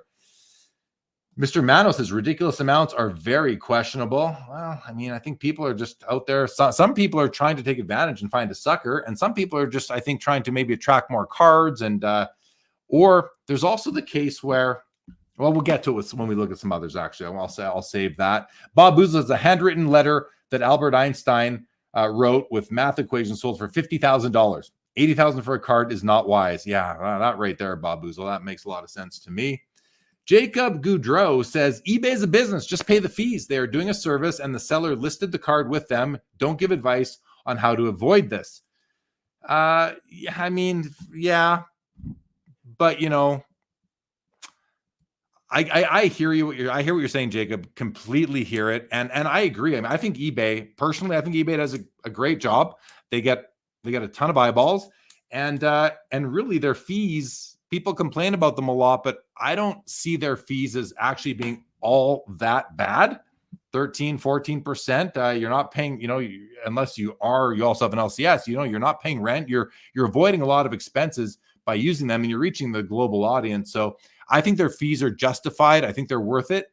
But Johnny's going to join us in a moment here. But, as far as avoiding it, I mean, I think there are some cases where it can be justified and others where it probably couldn't. And in those cases, I agree with you, Jacob. Let's bring Johnny on. Johnny from Mint Inc. I invited him on. What's going on, John? How are you? Fantastic. How are you guys? Doing well. Can you hear me? Not so good. Okay, good. Not oh, so shit. Good. You're laggy. I tried. I'm sorry. No worries, bud. No worries. Thanks for that. I wanted to invite Johnny on because he couldn't come I'm sorry. I was excited to get on there. Okay. Well, you're okay right now. Oh, okay. He's gone. Hobby Champ says eBay doesn't have any ownership rights to put cards, even the ones listed on their platform. So anything goes off their platform. Fair game, he says in response to Jacob Goudreau's comment up above. Justin calls out my card post, which is another a subscription-based platform for buying and selling cards. Rob Scott says Vintage Spotlight should have far more subscribers, best content, and great guests. Thank you, Robert Scott, for that. Yeah, check out the Vintage Spotlight YouTube channel, guys, and please feel free to subscribe to it. We've got 6 episodes on there so far, and they are about 1 hour long maximum. And we bring on guests, and we have a lot of fun on them. They're actually a great little podcast, if I might say so myself. Sean Red says, liking the beard, you must be copying. Yeah, you're my inspiration, Sean. Absolutely. We'll see you at the Expo for sure. Dan Brown says, what is your favorite hobby content to watch and listen to? It's a good question. That's a really good question. And I find myself not finding as much as I used to that I do enjoy listening to, but I do have a collection of channels and podcasts that I do subscribe to. I don't like, Dan Brown, unless you've heard me say it elsewhere, I don't like calling it out on here because I'm going to forget somebody, I'm sure. But, I will mention, as far as hockey goes, because, I do like listening to the Hockey Cards Gong Show. The Center Ice Card Cast is a lesser known one, but those guys have been going at it for a long time. They just had their 100th episode last week. The Gong Show, of course, is doing a great job. And there are others. I'm just going to leave it at those 2 for now, but there's more. Yeah, man. What's up, Mo? Says, how long do you think a listing should be on for before it's considered overpriced? That's a tough question, Mo, because, sometimes you just need to find the right, if the price is not stupid, sometimes you just got to wait for the right person. But if it's like a common card that trades a lot, then maybe a month is too long and you're probably overpriced. But if it's truly a rare card, it could take a couple of years. But I don't know. I think there are sort of lots of factors at play there. and things that you could say to me right now that would make me say, oh yeah, well in that case, you know, it's going to be 2 weeks, but in that case, it's going to be 2 months sort of thing. Doghouse Hockey Card says, I think the buy it now pricing to get eyes to the card is a good strategy if you plan to auction it, get a bunch of watchers, and then revise the listing to an auction and let the open market decide. I agree with that completely. I think that is a great strategy. Put it out there for however long and then flip it over to an auction. I noticed that MC Sports Cards does that a lot of times, where I'll be watching a card that MC has listed on eBay, and then it'll be over. It'll be end up on my ended side of things, and then it's a saved search that I have for that card, so it'll come up again, but it's at auction. So you know, they're using that strategy, Doghouse. I've used that strategy in the past. I think a lot of people do, and I think that's a really good strategy to do it that way, for sure. And I don't think Brian Wentz is going to do that with that Jackie Robinson, because it's you know, when you're into the millions of dollars, you're going to want to have some sort of comfort that you're going to get the minimum you want for it. And I don't know that. Well, maybe eBay would do it. I mean, eBay probably could do it, but I don't know that he's going to do that. Arc Light Mix says, a trick I've seen quite often is people putting their Instagram in the pictures for eBay, hoping to entice buyers to take that extra step away. Wink, wink. Yeah, I've seen that too. I've seen eBay account names that are, you know, fill in the blank on IG, actually ON and then IG.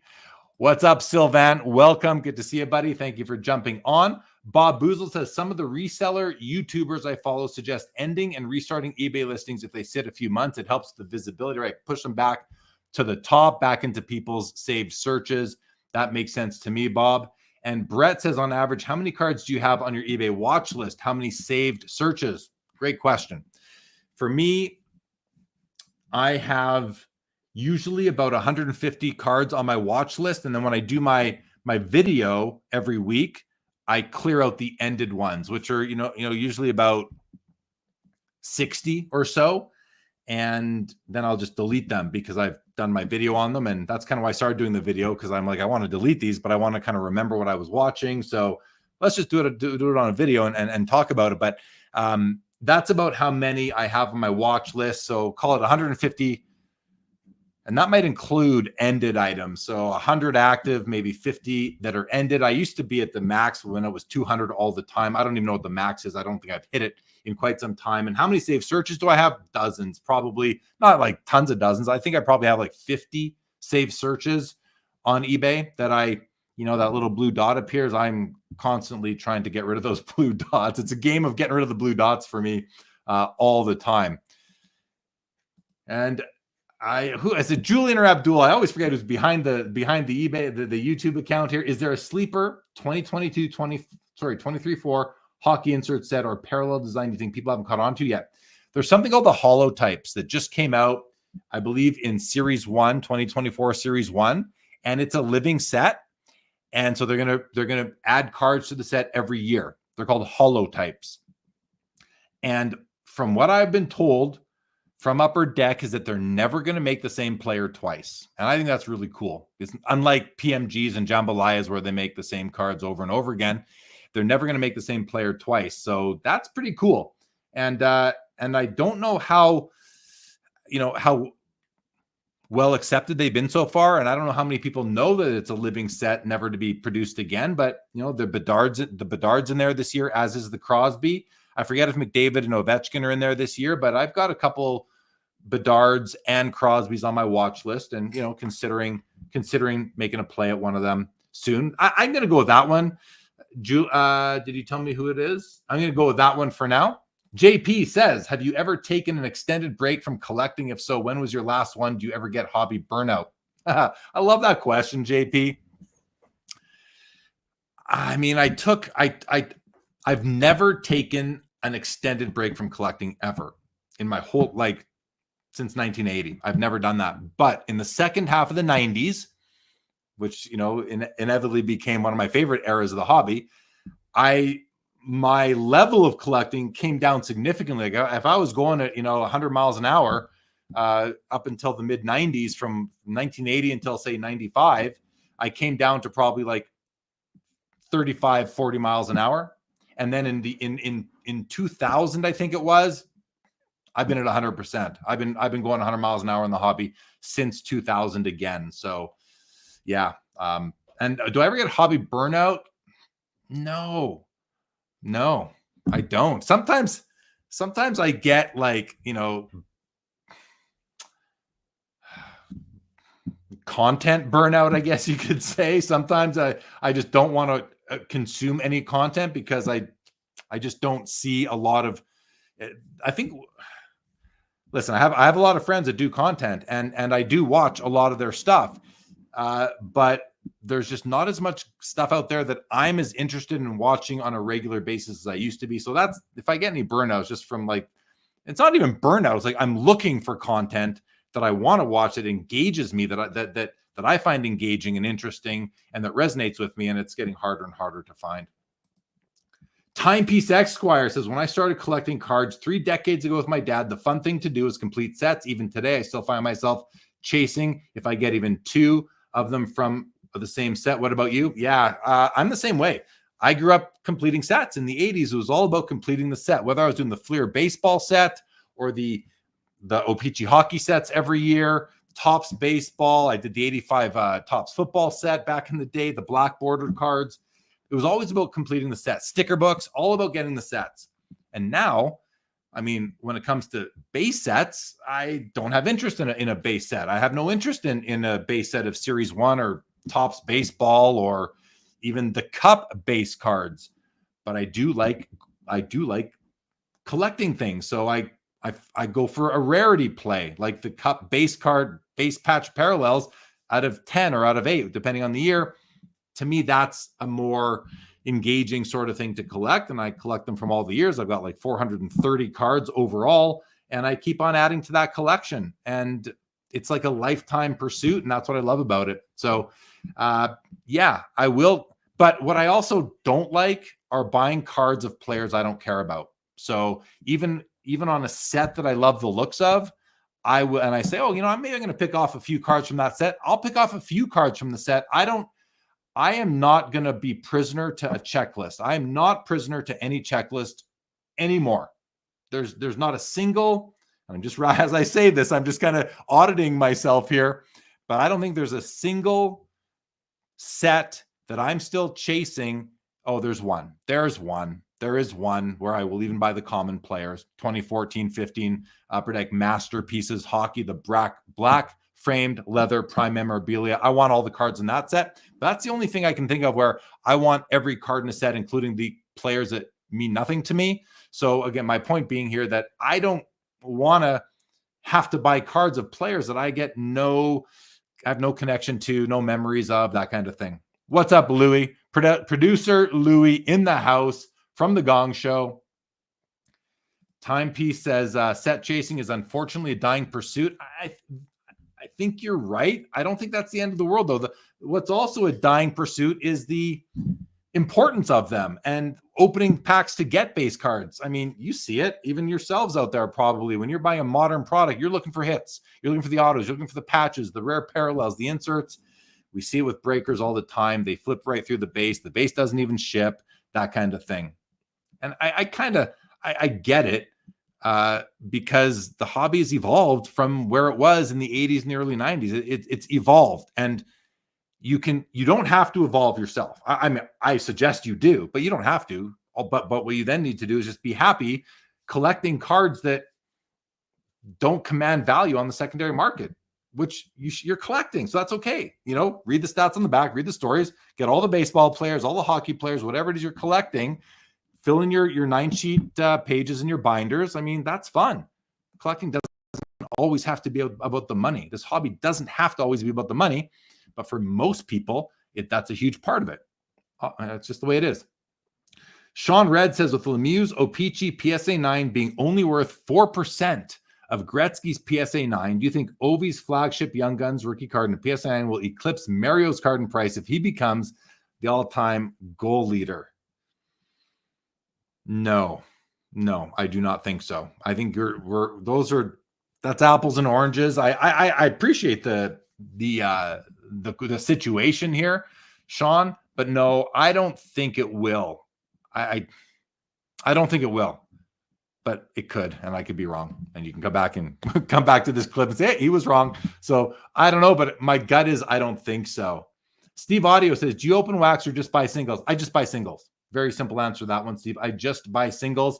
Listen, opening wax, there's risk. There is gamble in that. I used to do it all the time. And I realized that I feel better, psychologically buying cards where I'm buying exactly what I want. I also am not somebody who enjoys having piles of cards on my desk that I don't want to own, that I now need to dispose of, and that are not worth the real estate in one of my showcases at a card show. Because the way I sell cards is at card shows or through consignment sellers. That's how I sell sports cards, or, the odd story sale on Instagram sort of thing. Private deals here and there, like, someone knows I have something. That's how I sell cards. And so I don't have room for a bunch of $3 inserts that come out of a product that I now got to find the guy who needs it. I'm not going to put any time into selling a card for $3. It's just, my time is worth more than $3 to however long it would take me to sell a single card for $3. So I buy singles.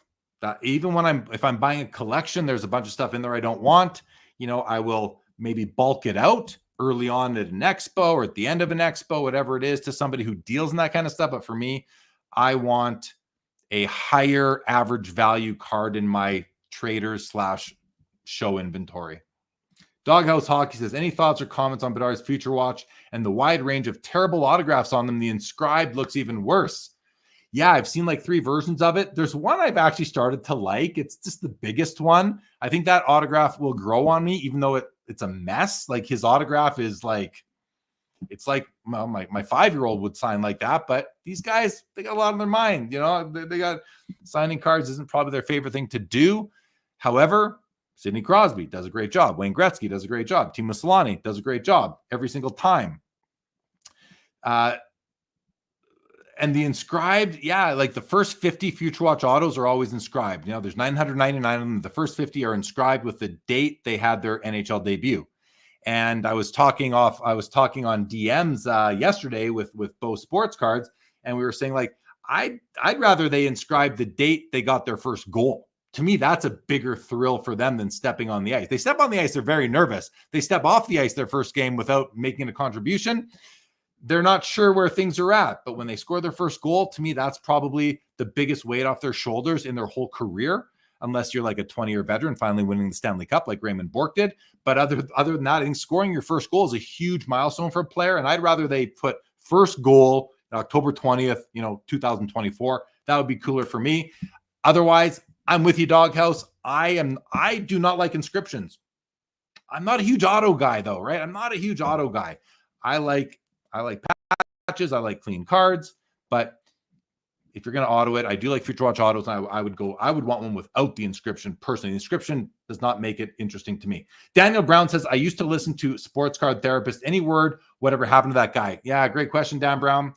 After he was extradited from the hobby, which is about a year ago, I did reach out to him one time. Just, I felt bad for the guy. He did something that wasn't smart, and he got punished for it. He got, just grilled through the public opinion, through the court of public opinion on Instagram and YouTube for that matter. And, I'm a compassionate person. I reached out, just wanted to see how he was doing. And he wasn't really interested in chatting much at the time. I think he was literally removing himself from the hobby altogether, and I haven't heard anything about him since, and that's basically been a year now. So I have no idea what's going on with him now. Currency Project, it's really cool. I heard you talk about that set that on your weekly ended items watch list. Okay, hi Abdul.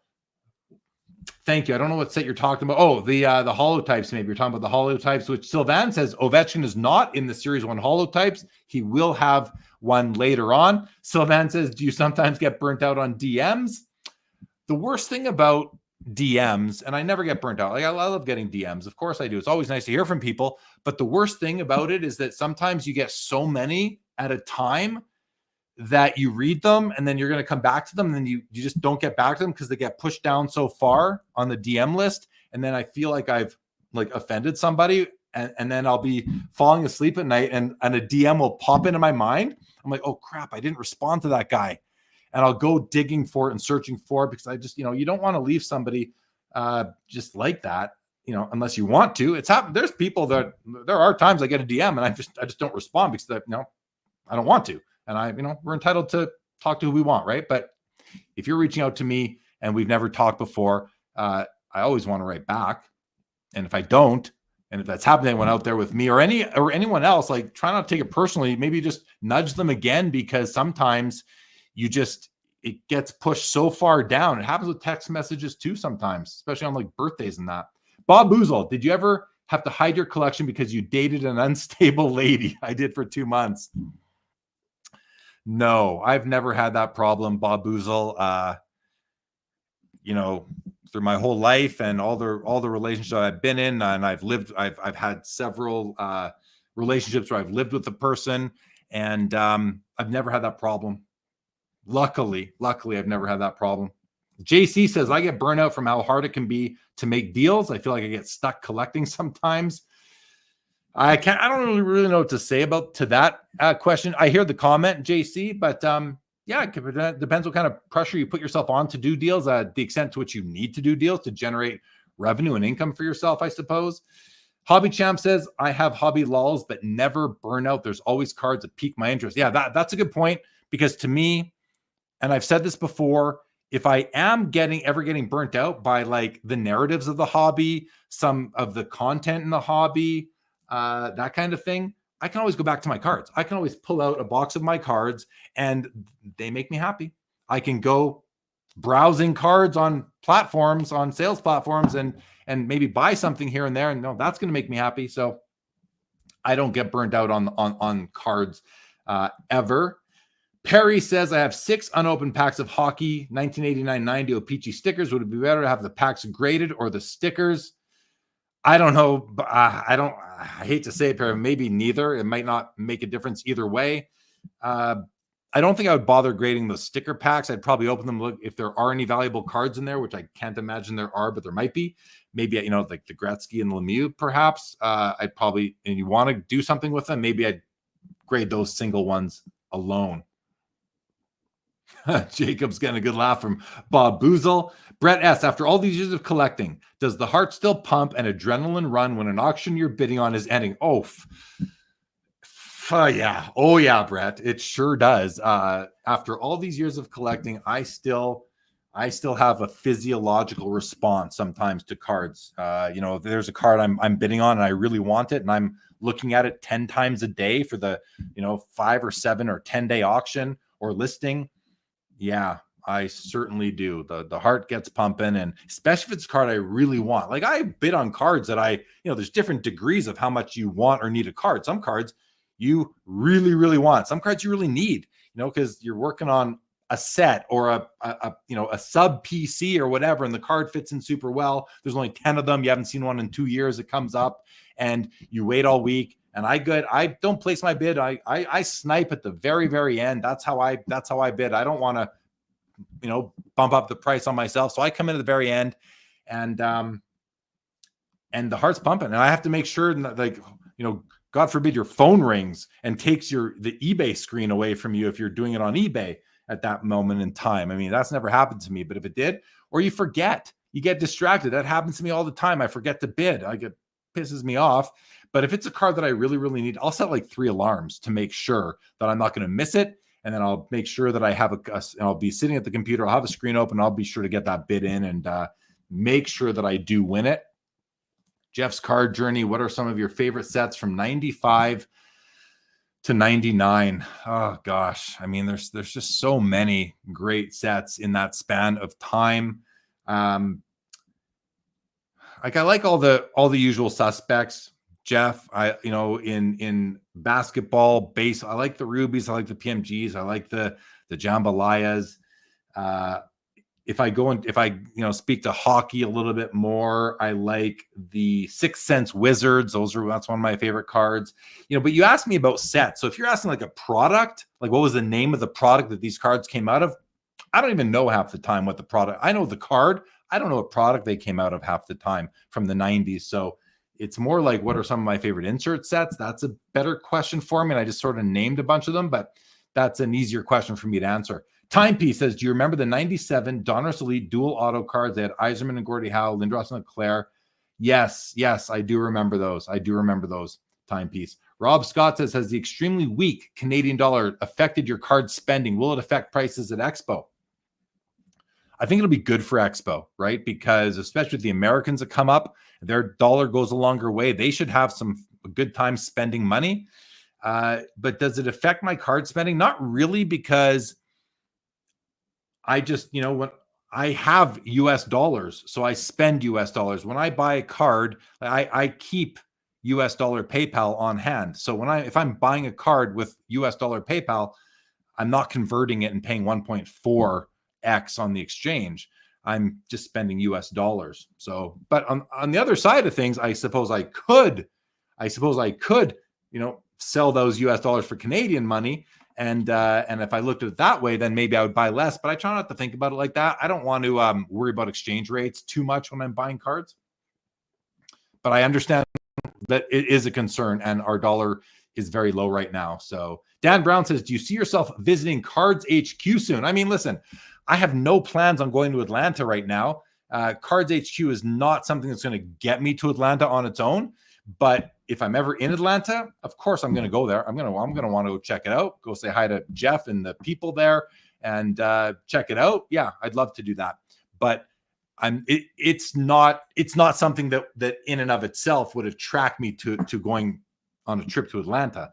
If I'm passing through, I'll go there. If the National is there, even if the National is there, I don't know that I would have time to get to Cards HQ. But if I did, I would. For sure, I would. The Gong Show in the house. Thank you, Josh. Appreciate that. Love your Q&A episodes. I appreciate that, Josh. Thank you. And Josh will again be joining me tomorrow night on our weekly Fanatics Collect Hockey Show. JP says, this might be off topic, but have you ever dealt with anxiety or depression? If so, how did you manage or get past it? JP, that's a big question, man. That's a real, never mind off topic. It's a very personal question, but I'll answer it. My answer is no. I've never dealt with anxiety or depression. I've never, listen, I get moody. I have bad days. I have days where my wife's like, what's wrong? I'm like, nothing, like we all have bad days, but I've never felt like I'm in a state of depression. As far as anxiety goes, not anymore. I mean, when I was working in my career in finance and accounting, I had anxiety because I had a lot of pressure on me to meet deadlines and stuff, and that caused anxiety. And it's one of the reasons why I don't do it anymore. Bent Ding Cardboard. Thoughts on the looming Canada Post strike, which could begin as early as Monday, and the effects it'll have if long term. That'll suck. I mean, but listen, as long as they don't lose anything I'm buying, I'm not going to stress about that. But it's going to suck. It's going to suck for sure. Kung Fury says, which player are you excited to meet at the Expo? Jeremy Roenick. I don't even need to read the rest of that question. I've met Jeremy Roenick before, and that's why I want to meet him and see him again. I'm excited to sit down with Chris Pronger. He'll be pretty cool. Chris Chelios, like these are guys that I'm going to be sitting down with and talking to. Max Domi, Natalie Darwitz. I'm excited to meet all of them, but Jeremy Roenick is the number one person. I'm most excited to meet him. Hobby Champs says, I think Rob overreacted to what happened more than the hobby did. I agree. Hobby Champs talking about the sports card therapist, Rob Gerard, who disappeared from the hobby about a year ago. He was a content creator. Been on my channel a few times. He did shows with lots of people. David G, are you going to any of the Hall of Fame festivities or a Leafs game during Expo weekend? No, I am not. I'd love to go to the Hall of Fame festivities, but at the end of the day, I'm not staying in Toronto any longer than I need to because I have my family to get back to. So maybe when my kids are older, I'd be willing to, but right now, the Hall of Fame festivities are not important enough to me to take another day away from the family, first of all. And as far as going to a Leafs game, it's kind of the same thing. I don't go to Toronto for anything other than the Expo. I don't go to Chicago for the National for anything other than the National. People always often say, oh, you're going to go do any sightseeing? Absolutely not. I will make another trip to Chicago to do sightseeing. Now, a lot of people do that, and I think that's great. I've been to Chicago for recreation 3 or 4 times. So when I go there, I'm in, I fly in, I'm in Rosemont, I fly out. I don't even go to Chicago unless I do for some reason with a group of people. And then Toronto, same thing. I don't go into the city of Toronto unless I need to. And I used to take an extra day before I had kids, but now I don't anymore. Kieran says, maybe less card oriented. However, have you ever bought a collection from an established sports star? I have not. Bob Boozle, if you're out there, sports card therapist, and you return, I will give you a big hug. That's very nice. Jeff McMahon, Jeremy, if you had the chance to own an LCS again, would you? Great question, Jeff. Potentially. It would have to be the right situation. I would have to have, I would have to have allocation. I'm not going to fight for allocation and buy it retail to sell it retail. To me, that just makes no sense unless you're really playing the long game. But the situation would have to make a lot of sense for me to do that. So I'll leave it at that because that's it. Bobby Burrell says the hobby never gets boring or lacking excitement even after 4 decades for me.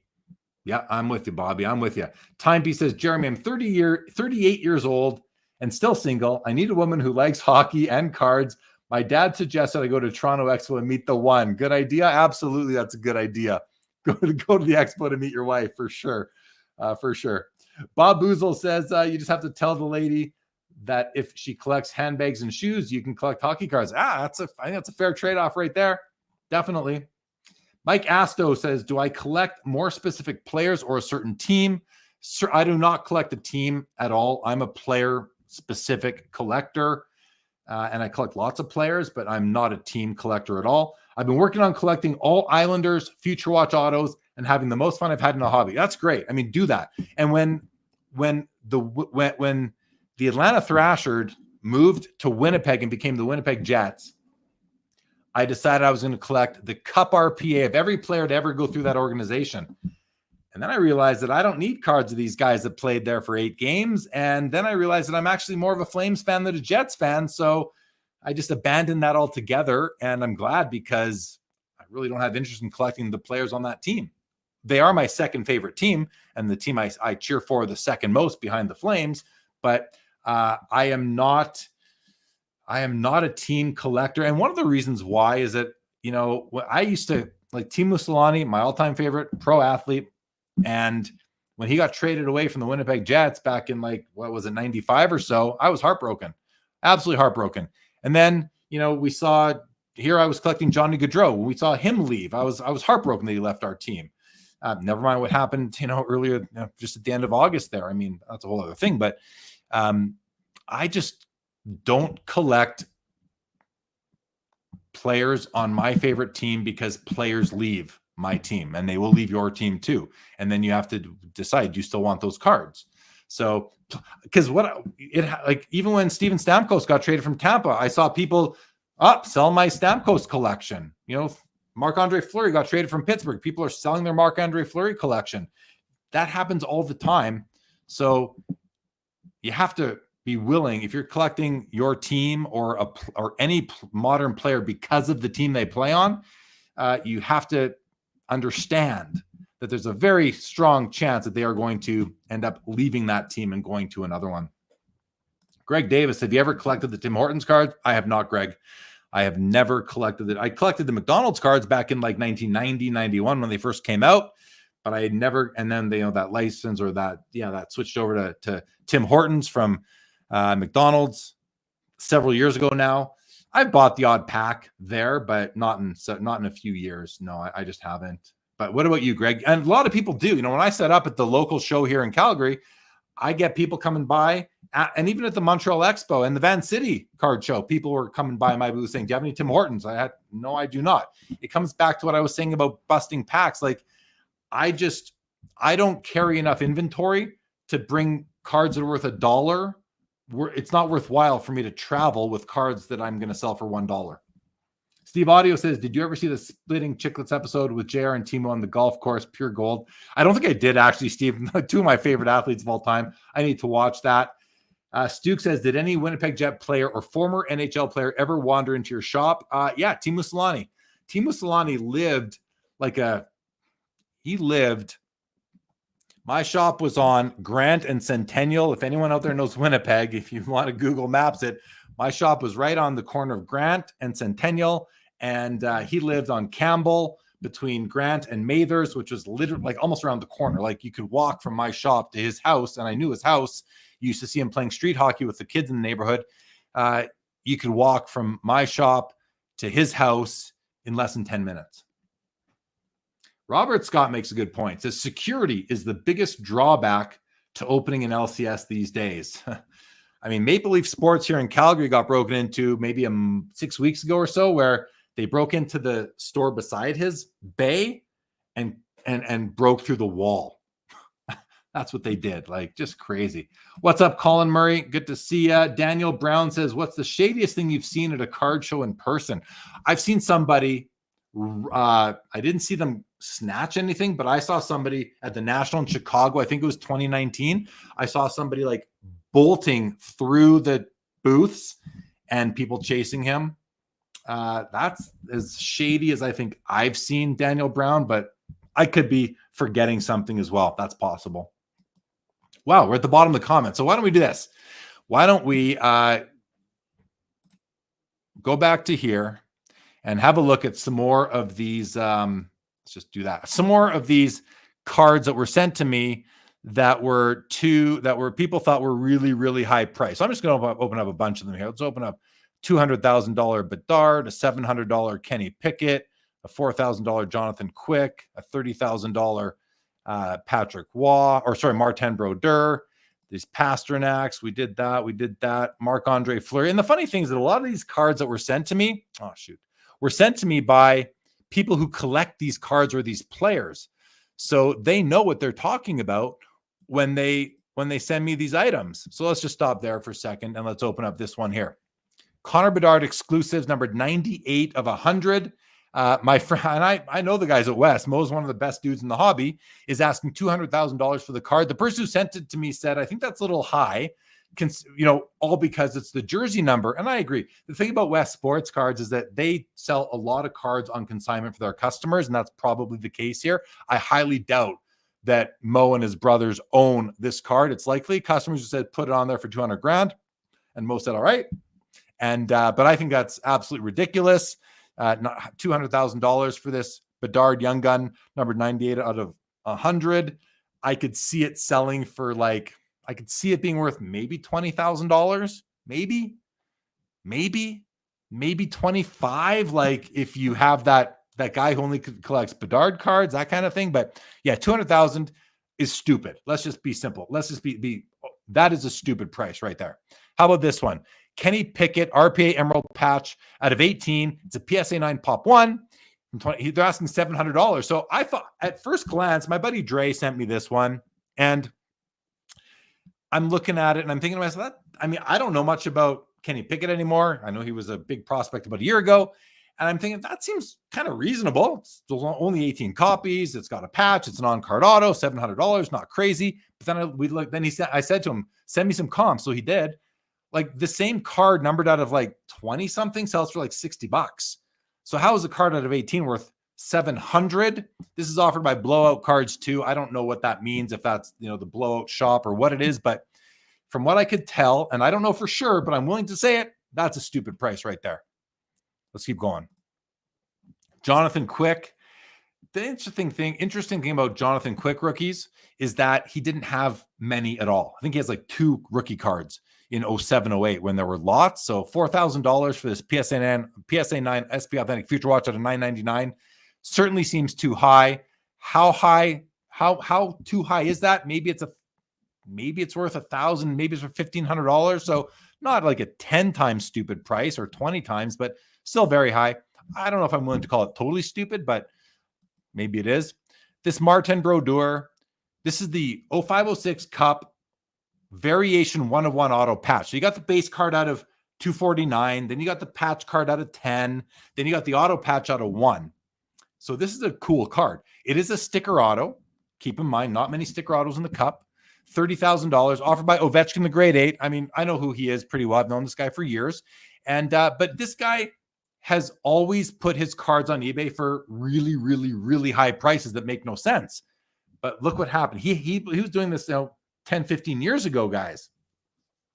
And then what happened was the pandemic came and cards went nuts. And a lot of his prices that he had listed were all of a sudden not so crazy. So maybe he knew more than the rest of us. I don't know. Maybe he knew the pandemic was coming, or that there would be a worldwide event that would cause cards to like go up in value by 10 times. And I think for that reason, he was lucky he didn't have them sitting there for lower. Now, is that going to happen again? I don't know. Maybe not in our lifetimes, but this, I think that is very high. I think this is in my best guess, this card is probably worth about, maybe it's somewhere between $5,000 and like $9,000. Maybe it's 5, maybe it's 4, probably 4, but it's not worth 30,000. I think that's at least 3 times what it would actually sell for right now. But later on, maybe something changes. Sylvan says, so what you're saying is that Ovechkin, the grade 8, created the pandemic. Yeah, you read that one right, Sylvan. Very funny. Very, very funny. All right, what's next? This is David Pastrnak, 3 jersey numbered David Pastrnak cards for $112,000. This is beyond stupid. Beyond stupid. Now, they're all one of one. Sorry, not jersey numbers. They're all one of ones. So, like Pastrnak, he's a great player, but he doesn't get hobby love to the extent that you might think. He just doesn't get it. There's not enough people putting enough money into his cards for $112,000 to be justified. My thoughts on these cards, and if we look at them one by one, it's pretty cool though. You do have a picture of Pastrnak holding them, but I don't know how much that's going to help. So this is a 1 of 1 Upper Deck Premier Collection. This I could see being worth about $4,000. The Cup Rookie 1 of 1, maybe 10 grand. Maybe 10 grand. So what are we up to? 14. And then this Premier 1 of 1 auto, what, 2 grand? Maybe 2, maybe. So are we even at $15,000? And I could be way off on these guys. Forgive me if I am, but that's what comes to mind for me. We're about 10 times here. So this is stupid. This is just stupid. Let's close up this one here. Next up, Marc-Andre Fleury. So this one's funny because this is simply an in-person auto on a pretty common Fleury rookie card for $3,000. Yeah, stupid. I would guess that this is maybe a $500 card. So I think they're about 6 times what it would be worth on the buy it now. But this looks like, I don't know if they're trying to find a sucker or what, but this one doesn't make sense to me. Or maybe they just think differently. Maybe they think they have a real gem here, but it's not pack pulled. It's just not pack pulled. And it's not even, and like the card's numbered out of 1,200. Like that's a big number now. So I don't know. I think that's a stupid price. This one is going to be harder for me to speak to because I don't know what this is worth, but it's a 2019 Topps Chrome Shohei Ohtani Gold Refractor PSA 10, numbered 50 of 50, asking $50,000. I'll have to defer to all you guys. I don't know what that one is worth, but somebody thought that was stupid. Here's another Jonathan Quick. This is the SP Authentic Future Watch PSA 9. There were 2 of them by different sellers, and they're both around. I think the other one was $4 grand, right? Both pretty stupid. And then this one here, and this one I look, okay, Henrik Lundqvist, net cord card from SP Game Used, numbered out of 25. They're asking $250 or $325. The person that sent me this one told me that this is a $60 card, he said. He said it's a $60 card. He's been trying to buy the card off this guy, and he's willing to go up to like $150. And I said, well, I mean, $150, but he's taken bids at $250, so it's not that stupid. I mean, it's not like it's 10 times stupid. It's like, maybe 50% stupid. So that's a big difference. I didn't consider it to be as egregious, but it's still too much. And one thing I sometimes wonder on these cards is, has this person who has these cards listed, did they die? Did they literally fall off the face of the earth and they can't unlist their cards? Like, has that happened? Because that has to be out there, right? That has to be out there on some of these listings. All right, let's see what else we have. We have the Stamkos property of. We're going to go through some Tampa cards. A Tampa guy sent to me. A few of these were my own. I only had 5 or 6 myself that I thought were stupid, but then I put out the Instagram reel and I had like 60 DMs from people sending me cards. I don't even have them all on here because there were just some cards that I just didn't find interesting, but many of them I included. So let's go here. Stamkos property of. This is Ovechkin, the grade 8 again for $100,000. Yeah, I mean, he's just putting it out there. He's just using eBay to show off the cards and hope for another pandemic, which is terrible. But I don't think he's doing that. And I know I've broken bread with this guy. Like we've gone for dinner. I've been in his car with him and gone for dinner and had a very nice time. I've known him for years. But this is a stupid price right now. This is a stupid price. And what's the card actually worth now that he doesn't even play on Tampa Bay anymore? It's graded authentic by PSA. My guess is that this card today on the free market would not hit $10,000. So this is really, really high. Here's the Vasilevsky Cup Black Auto 1 of 1 rookie, asking $30,000. Vasilevsky, similar to Pasternak, among the best at his position in the game. Stanley Cups, no love, except from Tampa Bay fans. Lots of Tampa Bay fans collect Vasilevsky and good. And there is competition. I once had a Vasilevsky shield, 1 of 1 shield from the Cup, and I had 3 guys that wanted it. And I sold it to somebody who I knew was a huge Tampa fan, a guy I know on Instagram. Maybe he's even the one that sent me this card. I don't remember. But this is ridiculous at $30,000. I mean, right now, it's ridiculous. Is this card worth it? Is this card worth that much to somebody out there? Maybe it is. It is a cool card. It's his 1 of 1 Cup autoed rookie on card. That's pretty huge. But is it $30,000 huge? I could see it maybe being worth $10,000 just because. But if he played for Montreal or Toronto or the New York Rangers or even maybe even. I was gonna say the Boston Bruins, the Detroit Red Wings, where you get a ton of hobby love. I could see this card maybe being worth 15, 20, but right now for Vasilevsky on Tampa Bay, I don't even know if it's worth 10 grand. This was one of my picks as an overpriced card. 4th year, Sidney Crosby Ultimate Premium Patch. And I collected premium patches for a long time. I still look out for nice ones to add to my collection. I just don't do the sets anymore. I used to, but I don't anymore. And this is a great looking card. But is it worth $3,000? No.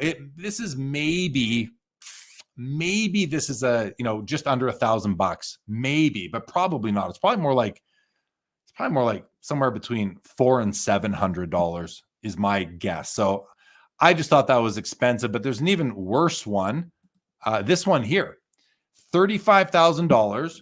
Now this is rookie year. The difference between this card and this card is this is a 4th year card, whereas this is a rookie year card. And he's asking $35,000 for it. It's like the exact same patch too. Like that is it's not the same patch, but it's the same from the same part of the Penguins logo, as you can see. Didn't notice that until right now, but I don't think that's the exact same. No, it's not the exact same patch. I wondered, is there something weird going on here? But no, anyway, it's a rookie year Upper Deck Ultimate Collection premium patch, numbered at a 35, but has no auto, which hurts the value, of course, if it did have an autograph. So $35,000. Now his Cup RPA, sells, and its Cup and its RPA sells for, more than this, but that's his Cup rookie patch auto. This is an Ultimate Premium patch. It's not even a true rookie card.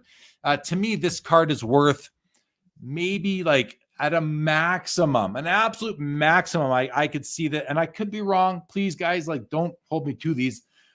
Auctions could prove different, but I think at a maximum, this card is worth $5,000, maybe. I'm trying to be generous here.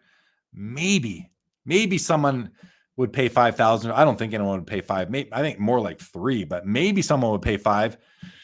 I wouldn't pay even 3. I don't. Anyway, 35,000 is stupid. Let's just move along from that one. And then this card here, this one's hilarious. This is so stupid. 2007-8 up, be a player. Octo Auto. There's 8 autographs on this. They're all stickers. The card's numbered out of 6. But the player selection, it's good, but there's no Gretzky or there's not even like Yzerman or Lemieux on here. You got Joe Sakic. Love Joe Sakic. You got Vincent LeCavalier. Had a great career, but he's been gone for all. Jerome McGinley, Joe Thornton, and on the back you've got Rick Nash, Danny Heatley, Jonathan Taves, and Eric Stahl. I don't know if this card breaks. If you list this card on eBay now, I don't know if it sells for $500 or $600. I don't think it does. I think it might. First of all, it's kind of ugly, in my opinion. It's an ugly card. I don't like that design. I don't like the weird color, the brown color at all. They're sticker autos, which, I have a no sticker auto rule personally. $10,000. This, I don't know. I think Paul X might have died because this is just, there's no reason. I say there's no reason, but maybe there is. But let's put this one in the stupid column for sure. Like the heavy stupid column. Pasternak, Future Watch Auto, jersey numbered 88 of 999, PSA 10 on the auto and 10 on the card. And this card was sent to me by someone who spent a lot of money on a Pasternak card previously that I thought was a little crazy, but they explained themselves and it made more sense. This is $19,000 on this card. I think that's out of line, but how out of line? I mean, this card could sell for half that, possibly could sell for half that. I don't know. This one doesn't bother me as much as some of these others because it is jersey numbered, which out of a card that's out of 999, it's a 1 in 1,000 chance. And to get the 10-10 on the grade, nice auto, Pasternak.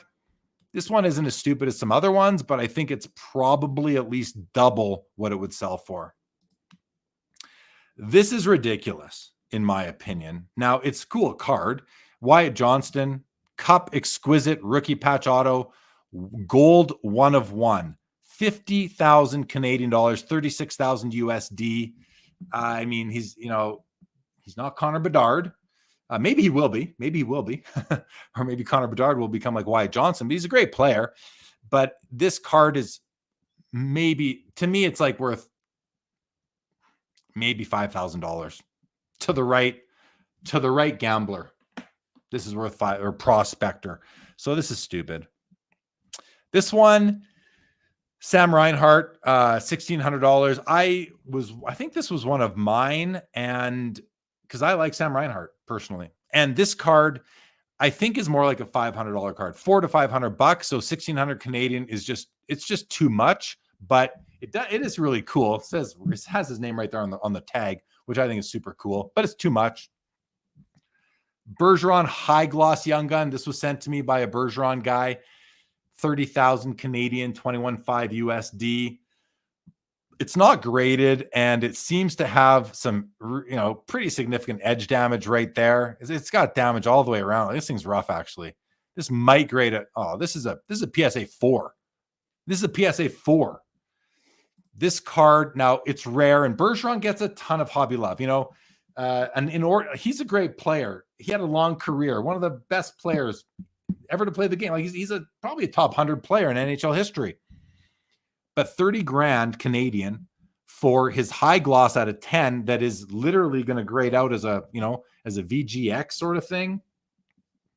It's not worth 30 grand.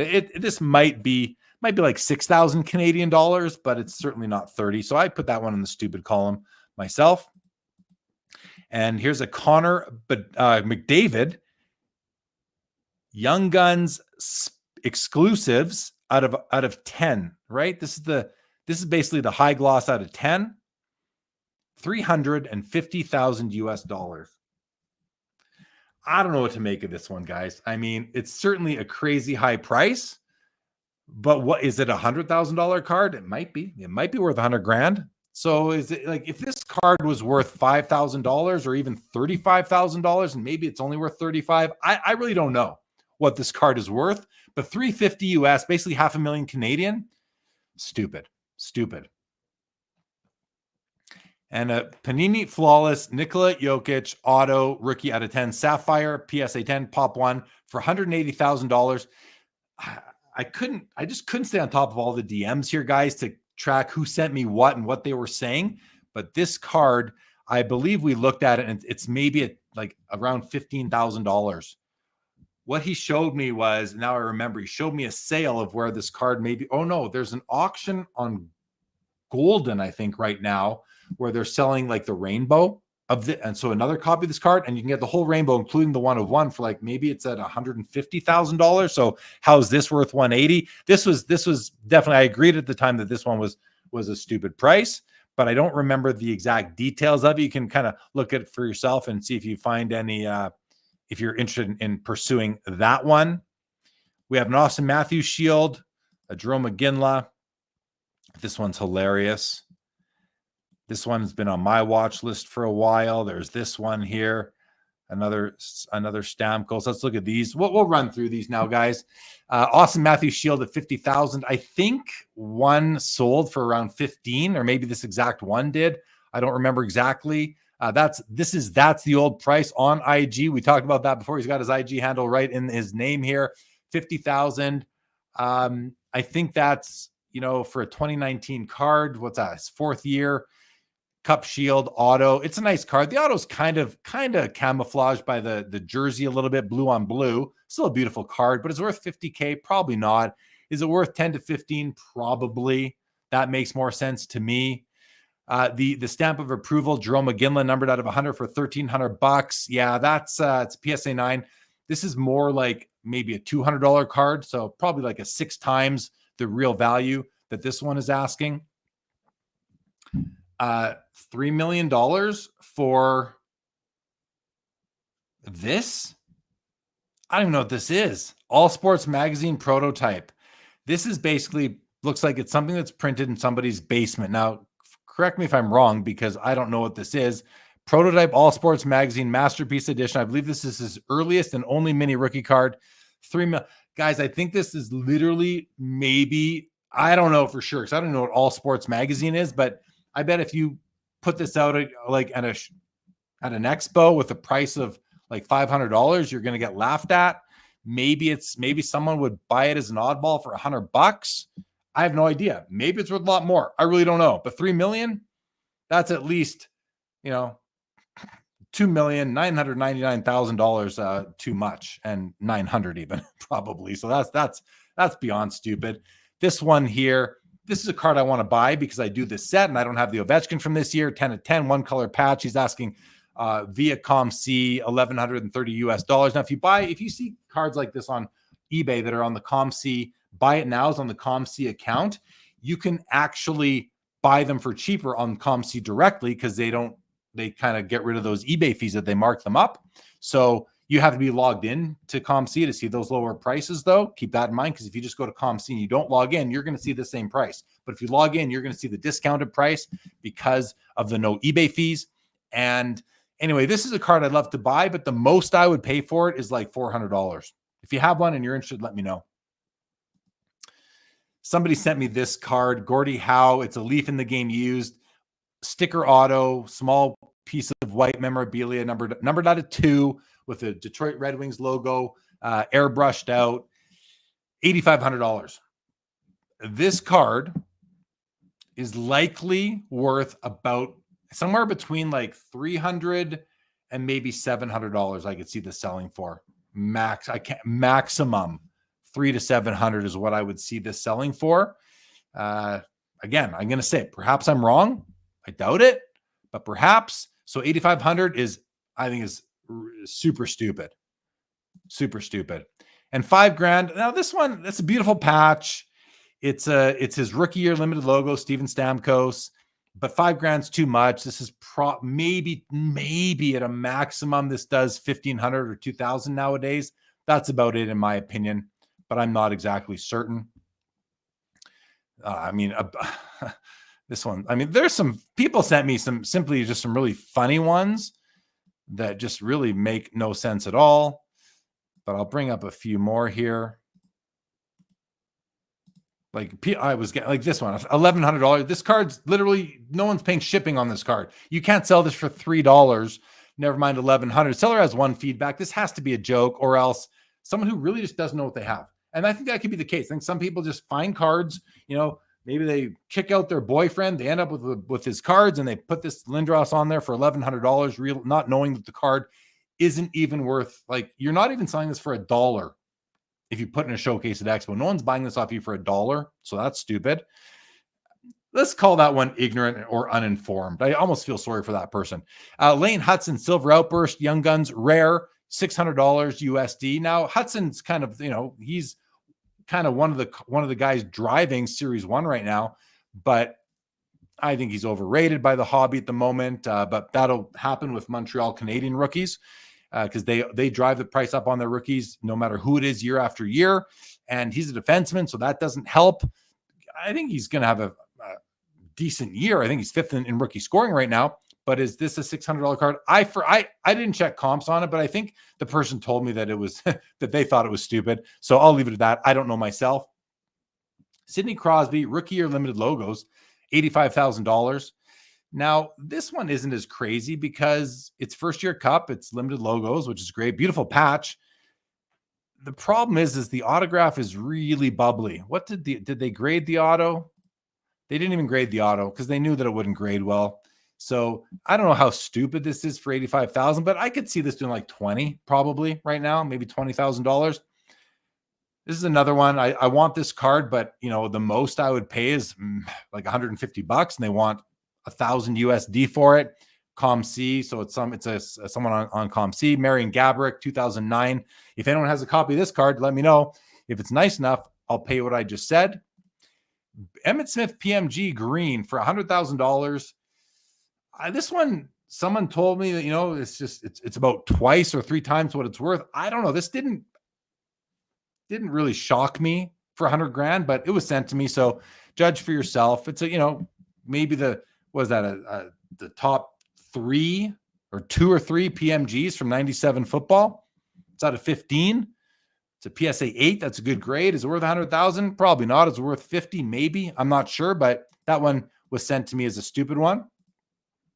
And this one's really stupid because this card is right now maybe worth $1,000, maybe, and that's only because of the grade. Maybe only because of the grade. So 19,000 for this is like you're 18 times what I think would be a fair price for this card, and even 1,000 for this I think is too much. So you're even more than 19. You're 20x what I think this is worth. So to me, this falls in the stupid category. What else we have? Oh, this one's really funny too. And then this one here, which has since ended.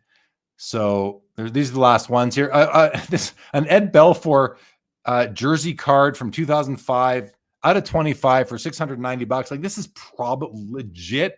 This may be a $40 card. So this is stupid. I don't want to spend any more time on that one. And then this Jerome McGinley limited logos for $2,100. It's probably a $600 card, like Canadian. So $450 US. So this was just way overpriced. But you see a lot of really stupid prices on ComC because people just park the cards there. They just park them there. So that's going to happen. I don't know whose those are on there, but that's what we got. Those were the ones, guys. Those were the ones that were sent to me. Let's go back to here. Let me go to some comments. Sorry, I went off for a while there, guys. Let's see what you guys. Oh man, we're past 2 hours already. How'd that happen so fast? How did we get to 2 hours? I feel like we're just getting started here. All right, let's see what you guys are saying. Give me some more. We don't have to wrap up. We can go for a bit longer if you guys want. I want to find where I left off here, though. Bob Uzo says, Jeremy going through these silly listings reminds me of Gordon Ramsay reacting to bloody awful cooks on TikTok. Yeah, I mean, it's very similar, Bob. Very similar. Rob Scott, apparently only 27 of the 101 people watching tonight are liking what they are seeing. Hit that like button, guys and gals. Thank you, Robert Scott. I appreciate that reminder. We did that one. Sylvan says, in my experience, I find Pasternak sells very easily when I have some of his cards for sale. His Young Gun PSA 10 is a 4-figure card, which there are only a handful of players that reach that level. Yeah, and listen, Pasternak's a great player. And he's got some great collectors for sure. Mark, who owns my card post, collects him. And he recently spent an amount on a card that I thought was ridiculous. And then I heard him talk about it on the Gong Show, why he spent that money. And I thought to myself, hey, as you are, you know, funny enough, he's the one that sent me these Pasternak cards. And so even he finds them ridiculous, and he's willing to spend like 2 to 3 times what I think a card is worth. But it was a card he really wanted. It was the Cup Enshrinement's rookie year, jersey numbered. He paid what I thought was like way more than it was worth. But he explained why he did it. And I respect him for that. And when you want a, and plus, sometimes when you want a card so badly for whatever reason, and the guy that has it also wants that card badly, wants to continue owning it badly, and they're a big fan of that player, they collect that player, you have to pay the not for sale price. And I've put not for sale prices on my cards before too, and I just don't want to sell them. Well, I don't want to sell, but if you're willing to pay this much for it, I have to sell it to you. And I think that's what happened with Mark when he bought that Enshrinement. But even Mark, who did that, is saying, look, some of these prices are just ridiculous. They're so ridiculous that he's going to go ahead and call them stupid. Bent Ding Cardboard says, I enjoy making lowball offers on outrageously listed prices. I get that. I get that for sure. Timepiece says, can you please share the story behind your acquisition of the one-of-one Kaprizov? Wow, I don't know. Never happened, Timepiece Esquire.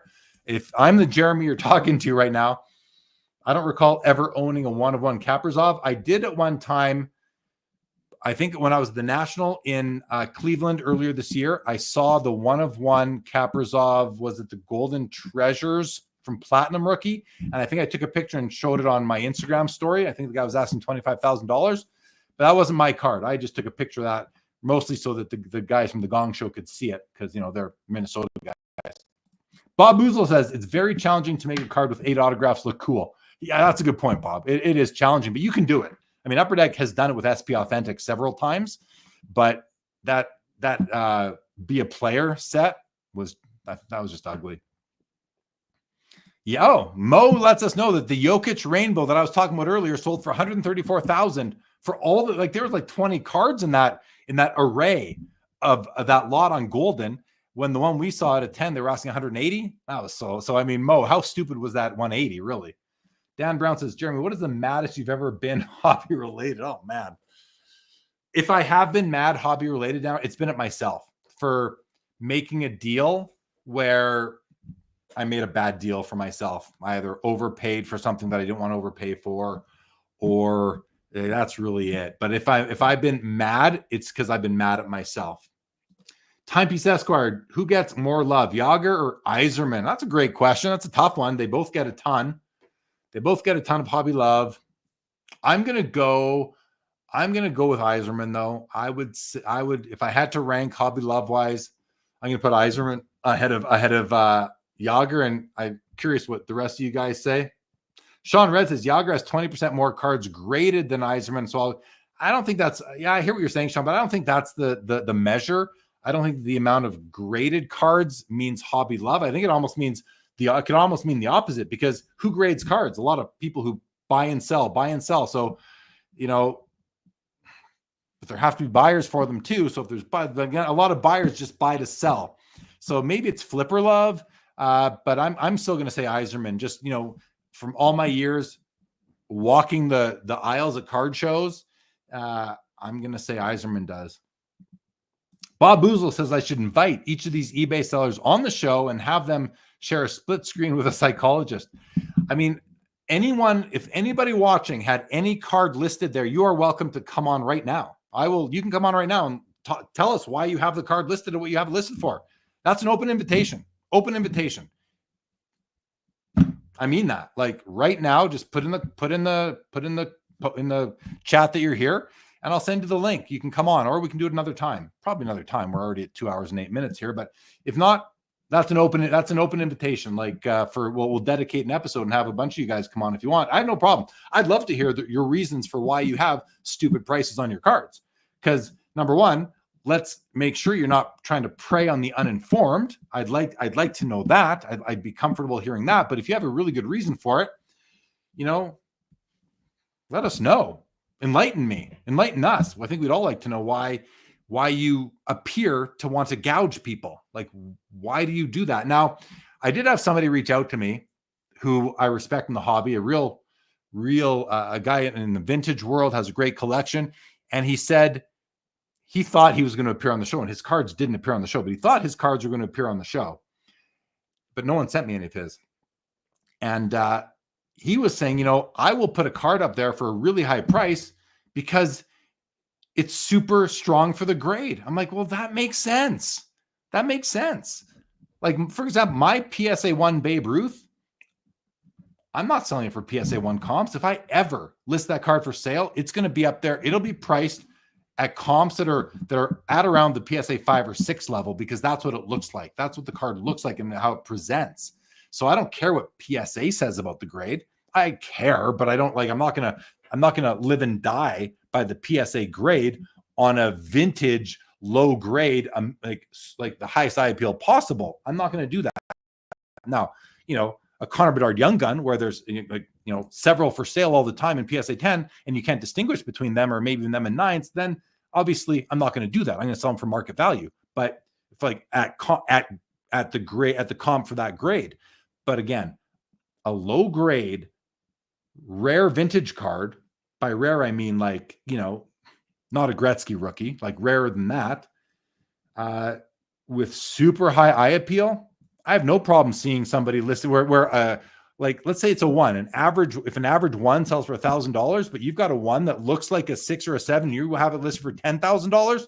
I don't have a problem with that. I get it, because I think that the cards should be worth so much more than what PSA comps say when they do not look like the average grade for that grade point. Sylvan says, we're going to standard time in most provinces, so everyone gains an hour of sleep tonight. Oh, that's awesome. Thank you. I knew that, but I forgot right now. So yes, we do actually gain an hour. So we'll keep going for a bit here. Timepiece says, Bure's offense or Fedorov's defense? Which do you prefer? I'll always take the offense over the defense, Timepiece. I love both of those players. I was a big Fedorov fan. I would love to see him have some nice auto patches in the Cup or Ultimate or something like that. I'd be interested in some of those. P. Williams says, thoughts on Patrick Kane? 3 Stanley Cups, all the individual awards, greatest American-born player, ? Think he's top 50 all-time in career points and still has a few years left if he can stay healthy. I think Patrick Kane's a great player. I think he's a top 3 all-time U.S.-born player. Many people put him as number 1. I'm not going to argue. But I do have players I think are, Mike Modano had a great long career as the leader, whereas Patrick Kane wasn't really the leader. Jonathan Toews was always the leader when Kane was there, but that's okay. I mean, you don't have to be the leader to have a great Hall of Fame career. I think Patrick Kane's a great player. Absolutely. Top 50 all-time in career points. I don't know where he falls right now, but I definitely, that makes sense to me. William, I think that and he's still producing. So yeah, I think Patrick Kane, he was getting a ton of hobby love for a very long time, as was Jonathan Toews. It's fallen off for both of them, especially as Kane has moved on and Toews seems to be retired due to injury or whatever it is. I don't even know, but hopefully he comes back. But if not, that's fine too. They're both Hall of Famers, that's for sure. Yeah, Patrick Kane's that, and you can get so many beautiful cards, whether they're eventual Red Wing cards or Blackhawks cards. I think he even played for the Rangers for a bit. So all nice cards with him. I got hobby love. I have hobby love for Patrick Kane. Jacob Thiessen says, some people might have stupid prices because they don't really want to sell, but would for a crazy price. They put it for a high price and will listen to any offer. Great reason. That's a great reason. But there comes a point. Where you go from not really wanting to sell to, at that point, just don't put it on there. We saw some of those where it was that's stupid. Now you're just really offending the hobby by doing that. And, if a card is worth, let's say the card at auction, you feel, and let's not even say at auction, let's say it was at auction, but everybody who might be interested in the card knew about it, knew that it was for sale. So even better than an auction, because not everybody's watching all the time. But if everybody who might be interested in that card knew about it, and that card would sell for, let's just use a round number of $1,000, but you're going to put it on eBay for $50,000. I mean, that's BS to me. I can't think of a good reason for that. But if the card's worth $1,000 and you're putting out there for $10,000 because it's not for sale price, and you're maybe looking to take an offer, maybe you're going to accept an offer of $2,000 or something. Like I'm trying to talk myself into this. I'm having trouble doing that here, Jake. But I hear what you're saying. I think the example to me where the numbers wise, where that works is if the card is a card that is not always available for sale, and you would expect it to sell for, say, $1,000. No, I'm going to use a bigger number. No, let's say stick with $1,000. You think it's going to sell for $1,000, but you're going to put it out there for like $6,000 because one hasn't sold in a year. And you think, well, maybe if one did go for auction and what else, everything else that's happening in the market, maybe it's a $4,000 card right now. So I'm going to list it for 6. So now you're 6 times what most people would think it would sell for, but you think it's really worth 4. I get, because if you genuinely feel and you've used logic to arrive at a conclusion that the card might be worth 4,000, but you're going to put it out at 6 to hopefully get 4. That makes sense to me. I'm not going to take issue with that. I don't think that's stupid. I think that's maybe smart because you're not just going to go by the last comp that's a year old. Yes, rare. Yeah, thank you, Jake. More so for rare cards for sure. Junk Wax Museum, what's your favorite card out of the cases on your wall? Well,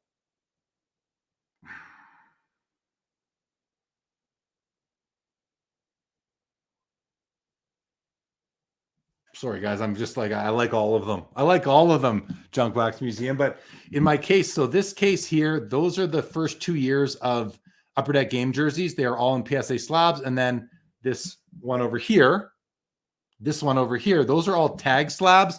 And they're all like inserts from the 90s and the 2000s. And probably my favorite one, you can't see it, but it's a Timu Solani first year Prism Gold tag 10 pristine. That's probably my favorite one up there. Pat LaFontaine, one of the greatest American-born players of all time. Timepiece says Brett Hall, no hobby love at all. He gets some hobby love, Timepiece. He does. I collect a few Brett Hall cards. I know some other people that do too, but not as much as he should. I agree with that. He says he's the greatest American-born player of all time, Brett Hall. Yeah, probably the best goal scorer so far. Austin Matthews is coming up, but, I'll still put Brett Hall there. I don't know if Austin Matthews is ever going to have an 86-goal season, but I think Brett Hall did. Robert Scott says, Yzerman, very undervalued and appreciated in the hobby. Captained an original 6 team his entire career. Yeah, he's just amazing for sure. Lapper says, people who list that high I've bumped into usually end up being impossible to deal with. Yeah, on many of those. Yeah, many times they are, because they, and if it's a rare card, I think they feel that the card is worth more than the most recent comp. Again, and if that most recent comp isn't in the last like 90 days, they can do that. I've had cards. So I had a bunch of cards I brought to the Edmonton Expo a couple of years ago, and I put the not for sale prices on them because I'm a fan of having prices on my cards, but I didn't want to sell them. But I had them there to attract more cards and to help have some nice cards at the show. And I regretted it because I had people kind of looking at me like I was crazy, and I don't want that. So, if you're going to look at me because I'm crazy, it should be for what I'm buying, not what I'm selling probably. So what I'm paying, not for what I'm asking. So when I went to the Van City card show, I took a lot of those same cards with me, but I didn't put prices on them. I just told people, no, you know what? I just wanted to have some nice cards on display to attract more nice cards to the booth. And because the first Van City card show, to have some great cards in the room. And I didn't price them. And I still had some offers on some cards, but I turned them down. And even just yesterday, I got an offer on one of those cards, and I turned it down because I don't want to sell. And it was even more than I told the guy at the show that it would have to be the minimum for me to even entertain. But I just quickly turned it down. Just didn't want to sell it. So that's going to happen, right? That's going to happen. Yes. And good evening to you, Aaron. Mark Gilbert says, did you guys discuss Ed's Virgin guitars on eBay? We didn't. I think you DM me about it, but or put it in the comments of my post, but I don't know what that is. Sorry, Mark. Perry's Custom. I just bought this card. Was it worth $25? Thanks. 2021 Prism Basketball, Luka Doncic. Don't know. Timepiece says, Jeremy, would you encourage 90s auctions to have a special 90s hockey card only auction? I don't know that I would encourage them to do that. Maybe I would. The reason I said the first thing timepiece is because I wouldn't encourage them to like skip out on selling other cards to only sell hockey. But if they did their usual auction that ended on like, the 7th of the month, and then they did the hockey only auction that ended like, within 7 days of that. So run them concurrent so they could market them differently, then sure, maybe that's a good idea. Maybe I'll run it by them. And if I do, I will credit the chat timepiece. I'll try to remember it was you. Thorsten says, number one rule of going to a card show, don't bring anything there that you're not willing to part with. So I've broken that rule a couple times, twice, really, well, maybe more than twice, but twice where I like had a full showcase dedicated to cards that I wasn't selling. But again, you never know. Like I was made what I deemed to be a fair offer on one of my cards at the Van City Card Show. And that same card is the one I got an offer for yesterday that was 50% more than the offer I got at the Van City show that I even thought was fair. And then I got a 50% higher offer and I still turned it down because I don't want to sell it. They didn't reach my not for sale price. Mark Gilbert says it's a seller on eBay asking 20 to 30 times of what the cards are worth. And again, he's referring here to a seller on eBay called Ed's Virgin Guitars. So he's a guitar guy selling cards, I guess is what you're saying, which kind of makes sense. So yeah, Mark, check that out, guys. Mark Gilbert is suggesting you check out Ed's Virgin Guitars on eBay. Thorsten says the rule of not bringing this rule here, don't bring anything there that you're not willing to part with, applies more to non-dealers. I would say, that makes sense to me, because if you come to my booth and you say, are you buying or trading? I always say yes. What do you got? And I start looking, and then I see them kind of, they put some cards over here. They give you they take a couple out before they pass you the box. And I always say, well, what you got there? Well, it's not for sale. Well, can I see it?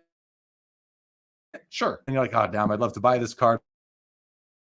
That's a card I'd love. And I will respect them. And, maybe if it's a card I really, really want, maybe I'll make them a stupid offer. They have the right to refuse it, of course.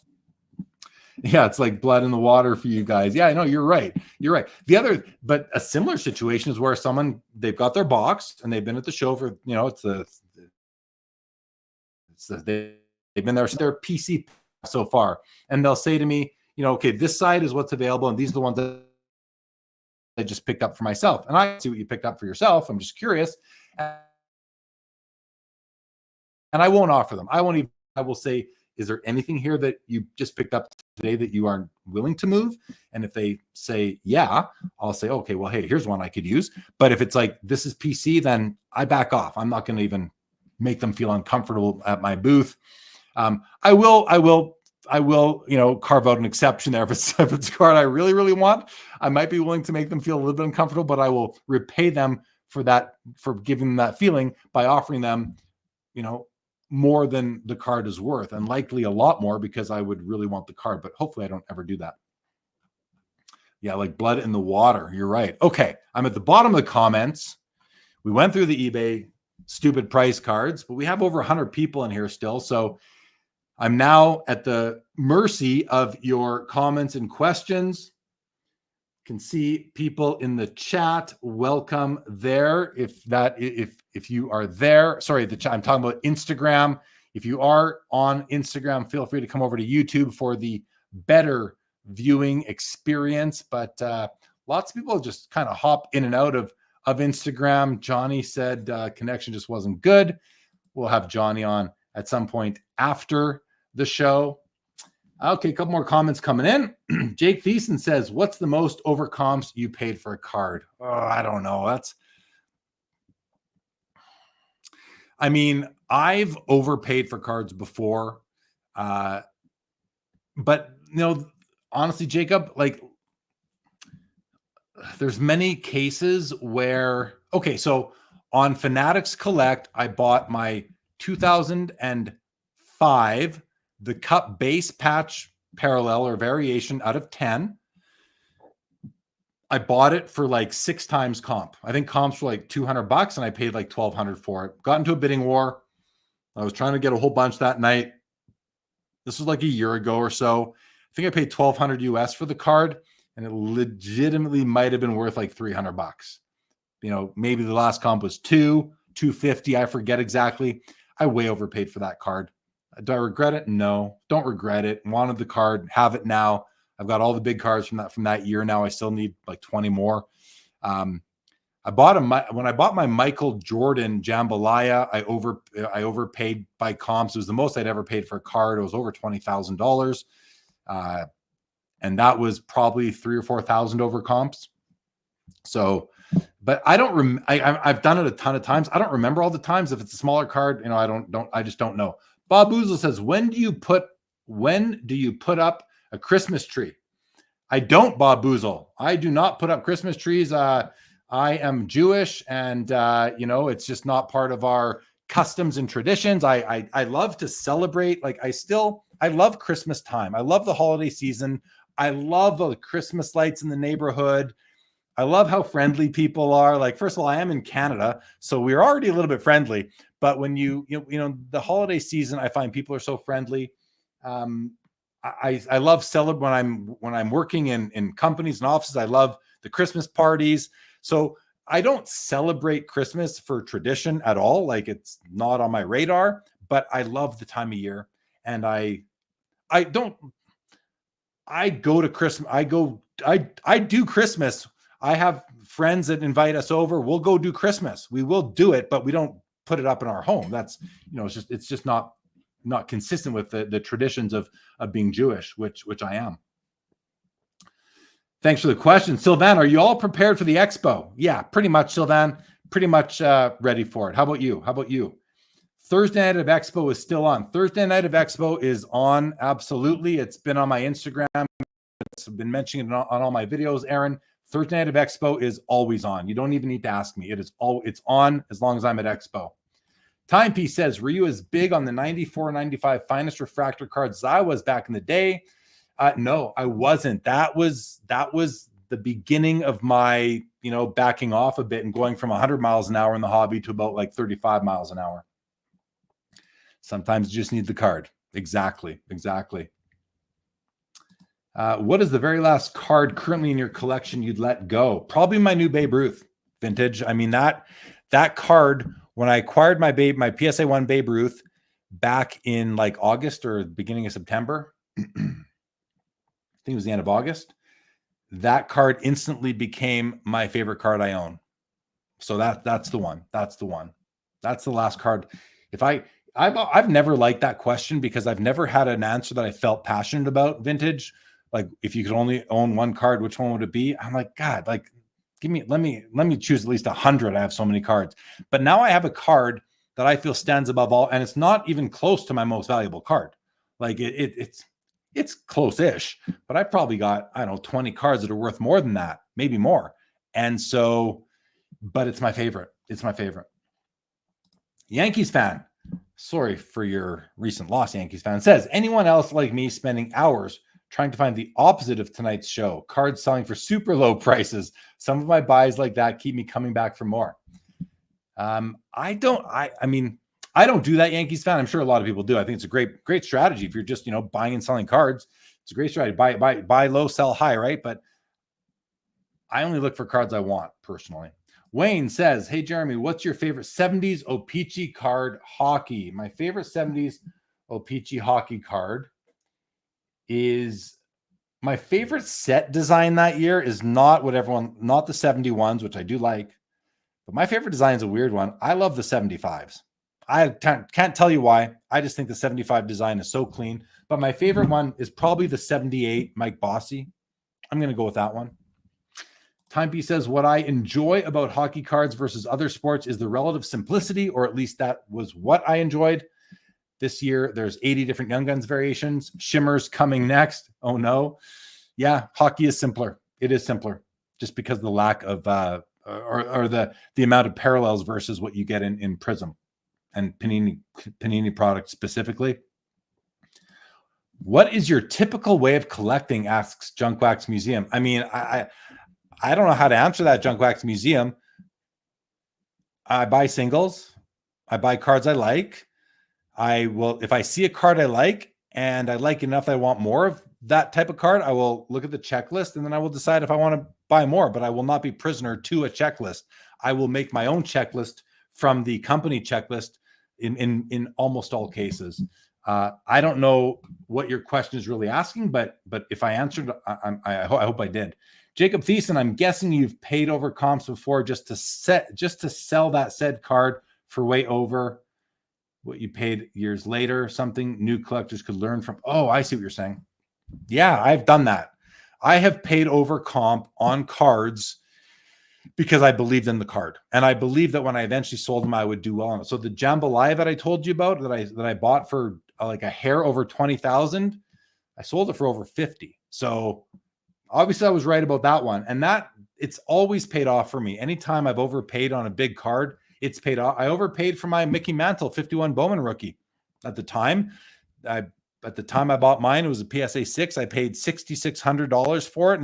And then the comps were about 5,000. And now that card's worth like 40,000, probably minimum. So you have to be willing to hold. I always, whenever I buy a card that I love, I'm going into it to hold it for 25 years, not for 25 days or 25 minutes in some cases for some people. I'm going to hold it in most cases. Now, it doesn't always turn out that I hold it for 25 years. Sometimes things happen and you sell off a chunk of your collection. I've done that. But you have to be willing to give yourself permission to do that if you want to. And we have that right and control over our collections. As Brett says, this, as CEOs of our collection, we have the right to do that and make those decisions. But yeah, when I'm paying over comp on a card, I believe in the card. And if it's a card for under like a couple $100, I don't care as much. But if it's a card that is like money that is significant to me, then it has to be something I really believe in. Otherwise, I'm probably not going to do that. Sylvan says, I still have to digitize about 50% of my inventory, but I'm almost ready for, he's talking about for the Expo. Good job, Sylvan. Well, and digitizing is a good idea. Good idea to have everything you want kind of available for you to get out there and show people. Tower, would you consider regrading the roof? Nah, no. I mean, they've digitized everything now. PSA is going to know they graded it, and then they're gonna give it the same grade, and they're going to charge me $2,000 to do it. So, no, I love it. I love that it's a 1. I think the fact that it's in a PSA 1 holder and it looks like a 6 is the coolest thing ever.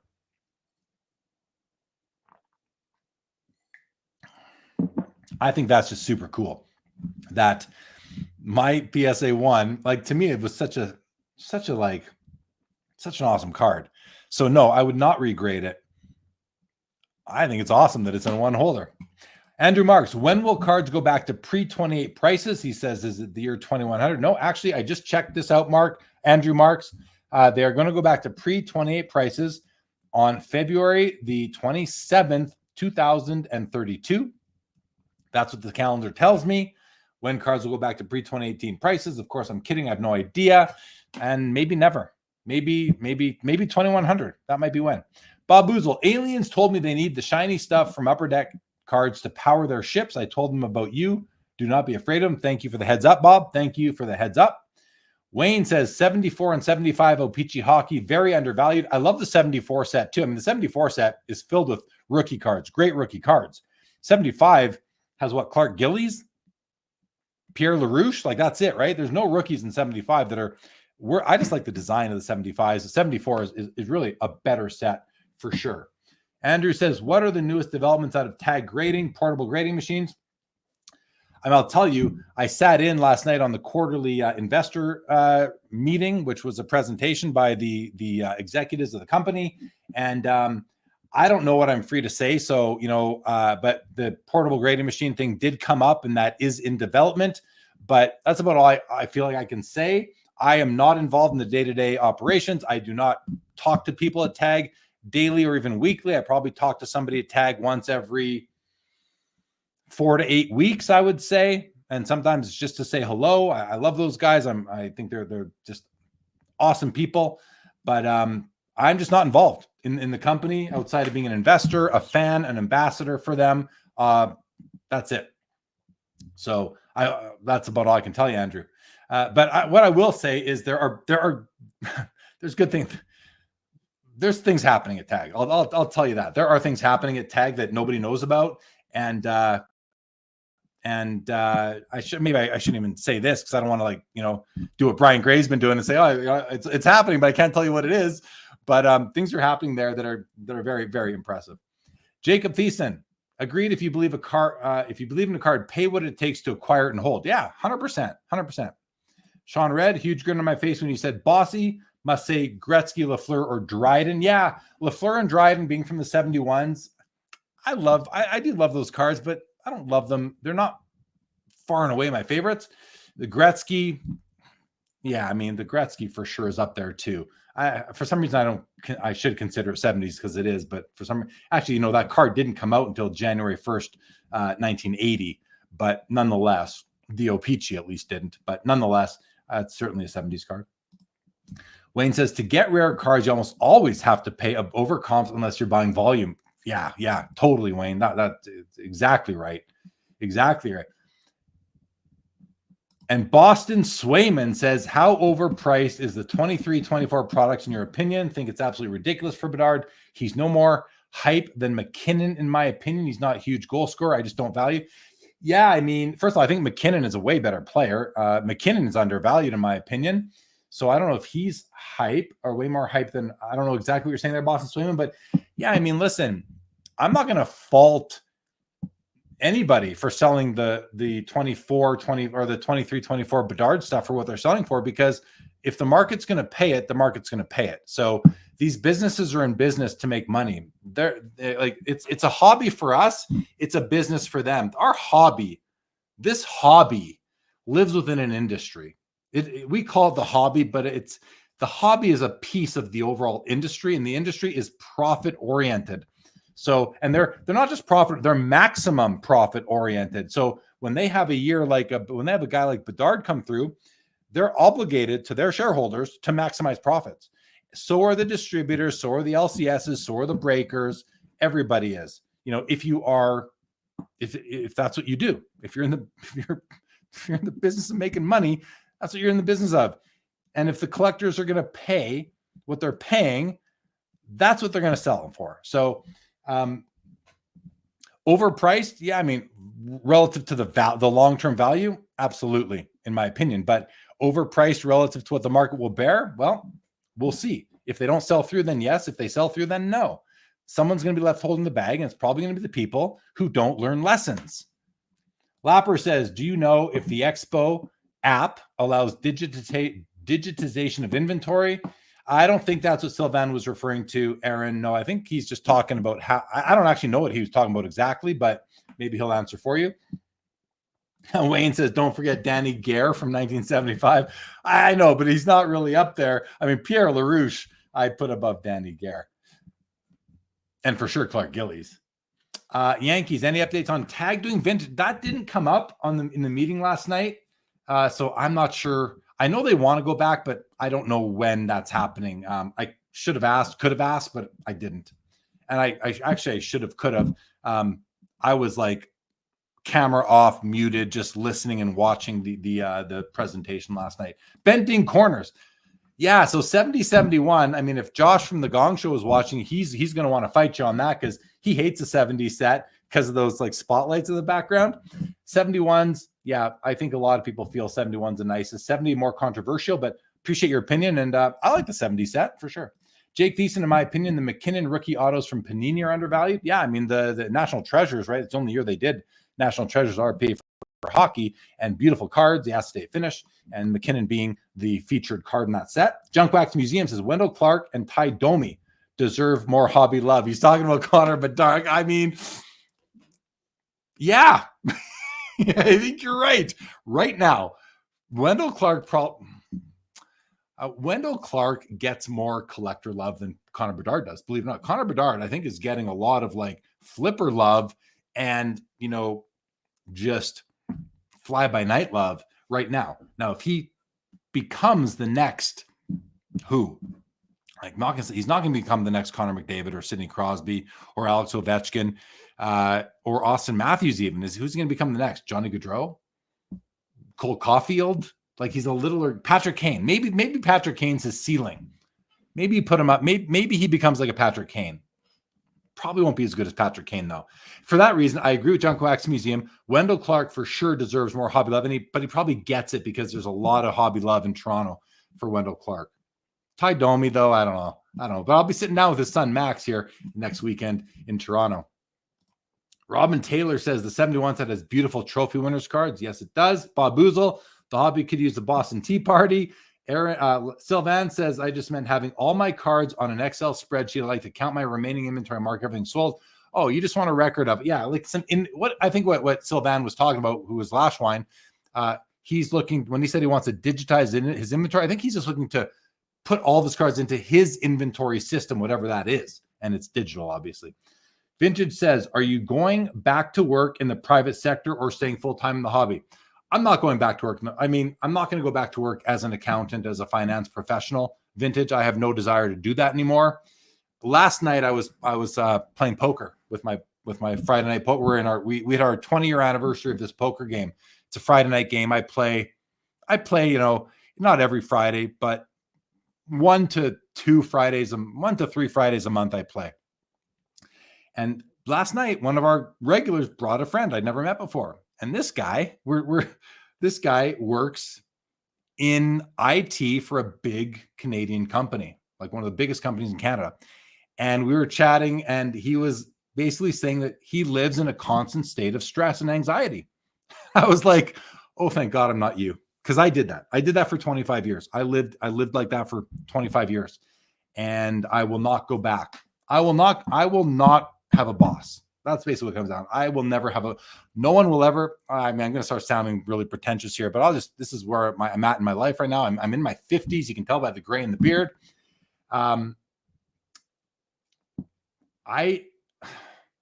never say never. It would have to be a really unique situation, but I will never have a boss tell me when I cannot go on vacation, how much vacation I can take, what time I need to be in the office until.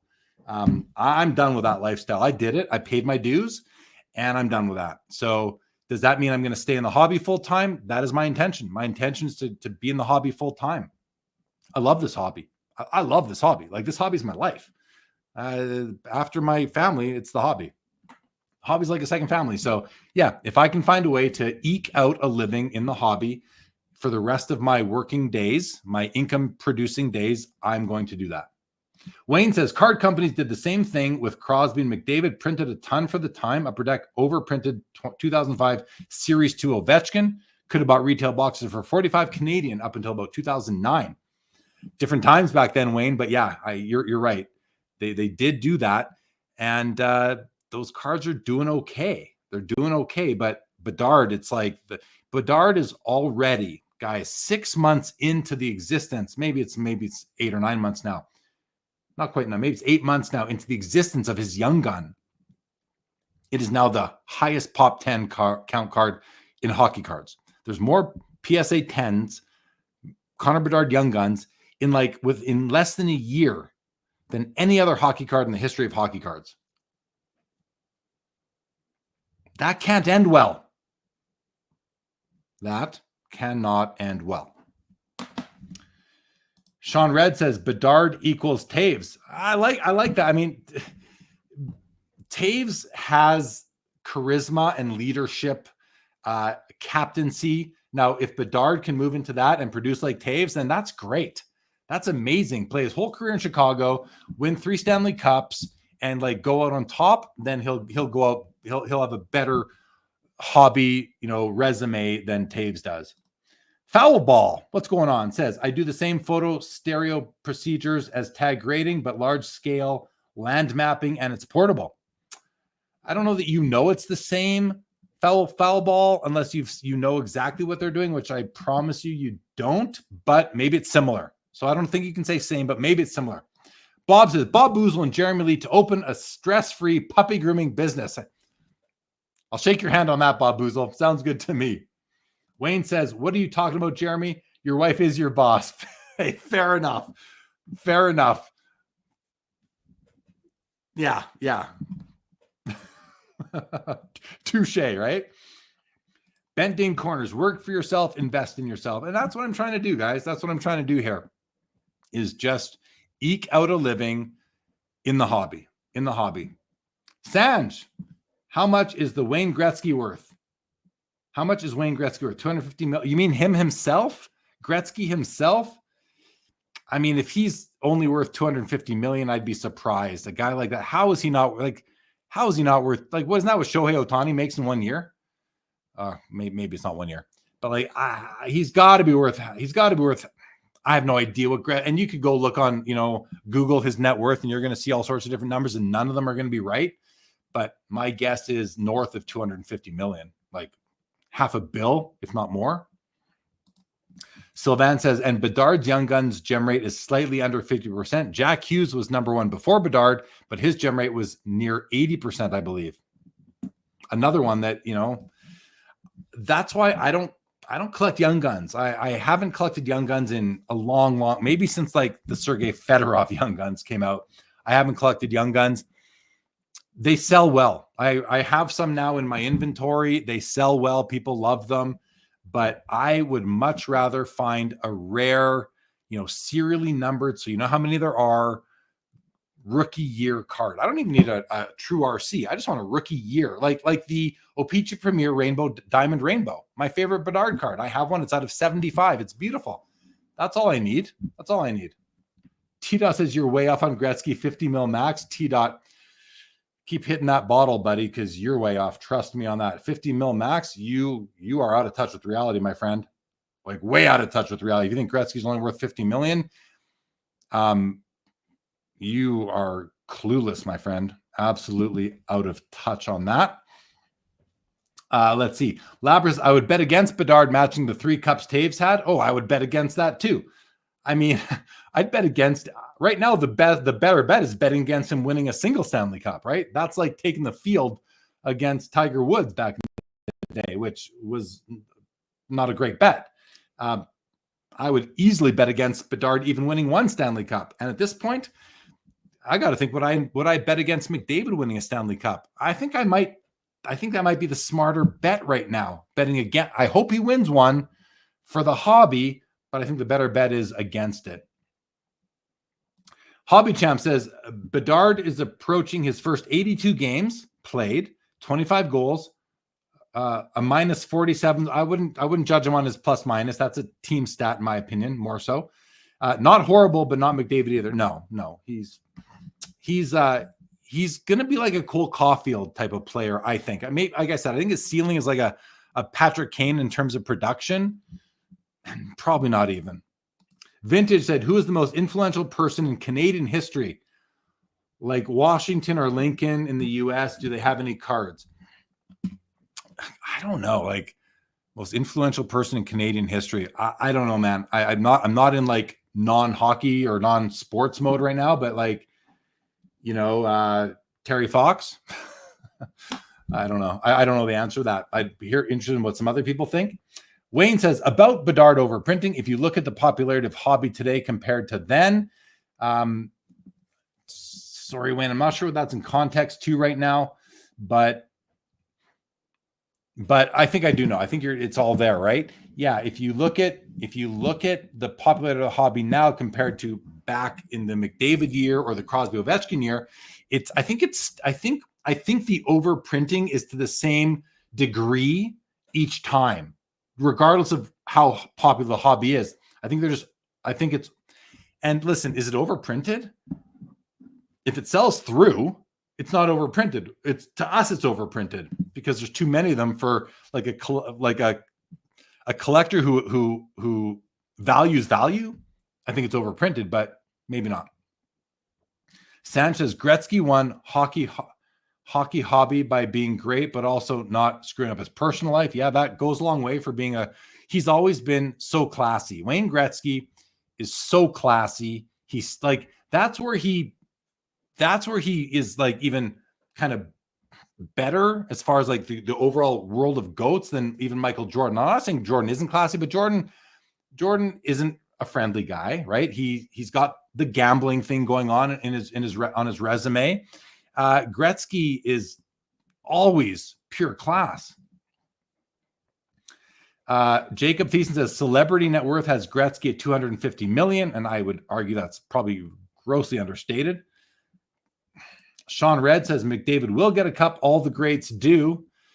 All the top greats do, and I think he will, but I still think the better bet might be against it. But I would also I bet both sides like a dummy. But hockey, Bobby Holik, a legendary character and third liner. Any Bobby Holik cards in my collection? I mean, I used to have his rookie, but right now, no Bobby Holik. What was he? A Hartford Whaler and a New Jersey Devil great hockey, right? T-Dot says, you're right. Gretzky worth about 200 mil. You're shocked. I don't know why you're shocked. Well, okay. If you're shocked that Gretzky is worth north of 200 million, then I really think there's a lot of things out there in reality that would shock you right now, T-Dot. Hockey says, is there a marker for Paul Bissonnette cards given his hockey celebrity in his post-playing days? I don't think so. I don't think that his podcast success has given him much hobby love, other than maybe some people want to get the card autograph. Like if you listen to his podcast, maybe you want to get his autograph sort of thing. And so I could see there being some love for that, for sure, but nothing significant. Wayne, you're out. We'll see you in a few days, buddy. Thank you so much. Thank you. And thank you for your Slab Sharks consignment as well. Appreciate that. And I'll remind everybody, if you want to consign cards to sell on eBay and you want to go through Slab Sharks, I am an affiliate director, meaning that I can be your point of contact. I can, and if anyone is like my client when it comes to selling cards through Slab Sharks, I'm happy to spend time. What cards do you want to sell? Will this do well here? Would I suggest selling it somewhere else? Is it worth even selling at this point in time? I'm happy to do that as well, be a point of contact and do that. And of course, I'm going to make a small commission from your sales, but it doesn't cost you anything extra.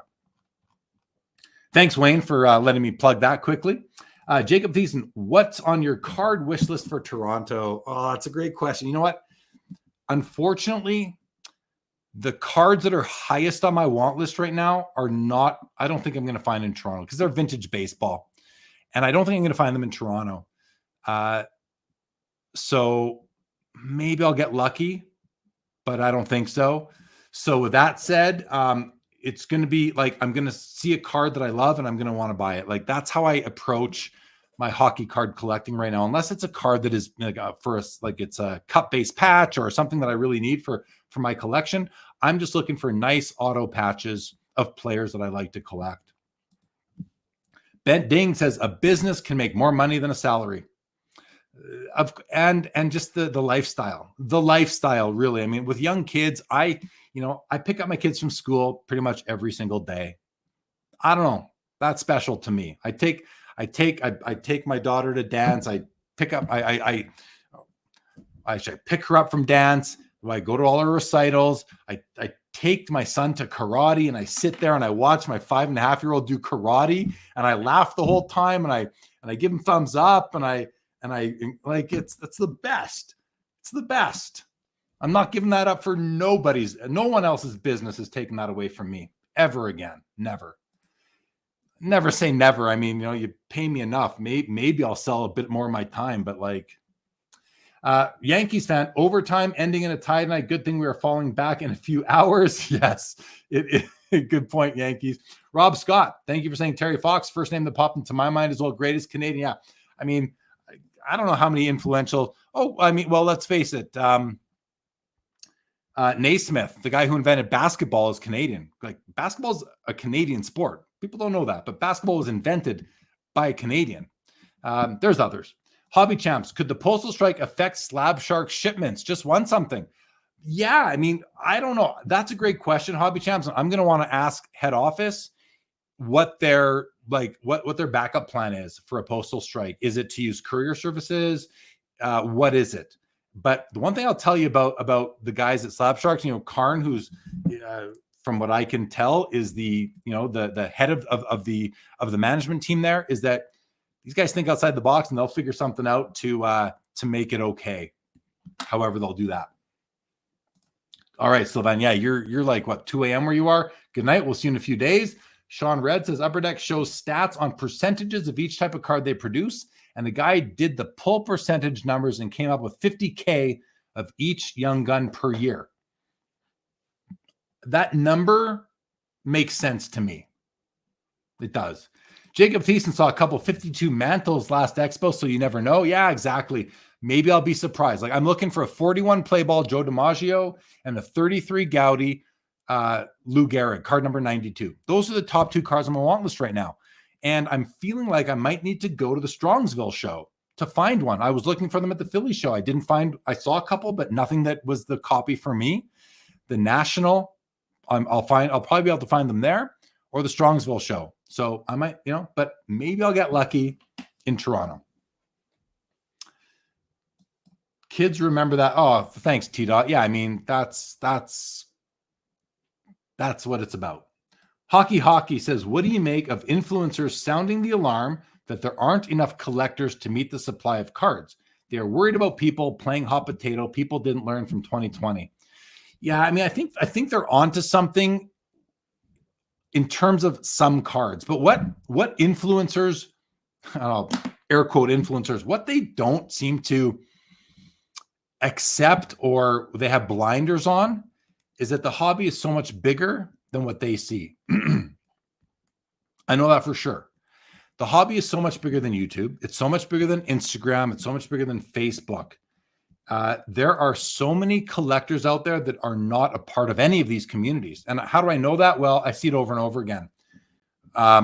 For example, I went to my cousin's house in Arizona and her husband was there and I knew him. I was at their wedding and I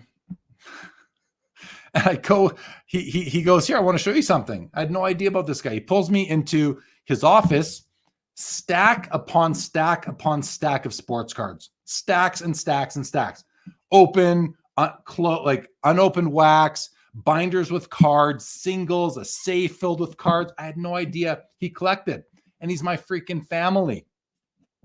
Just one example.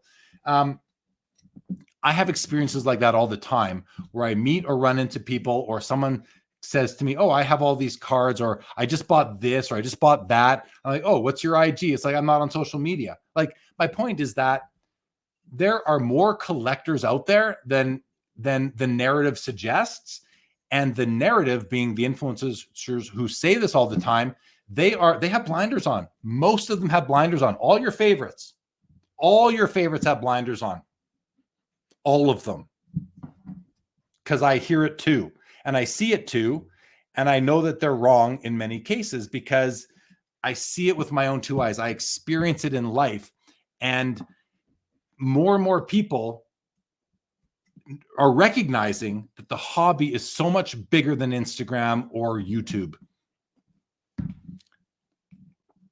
I don't know what else to say about that. So, but there are some cards that those people aren't playing, aren't buying, selling, collecting.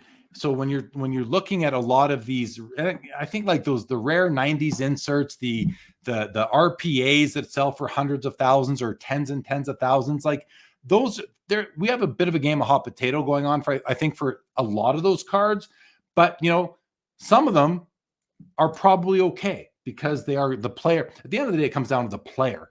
That's what it comes down, and not just their performance, not just their accolades, but the amount that how they've resonated with sports fans and card collector sports fans. And you don't have to win MVPs. You don't have to have the most points in the year, the highest, shooting percentage, the highest batting average, the most goals. You have to resonate, those things help. Don't get me wrong. Those things all help, but it's not all it comes down to, in my opinion. Aaron says 50K Young Guns is way low, even for just hobby. 23, 24 is multiples higher. So Aaron is saying whoever ran the numbers, saying that, like Sean Red talks about the guy who ran the numbers of being 50,000 Young Guns of each player produced.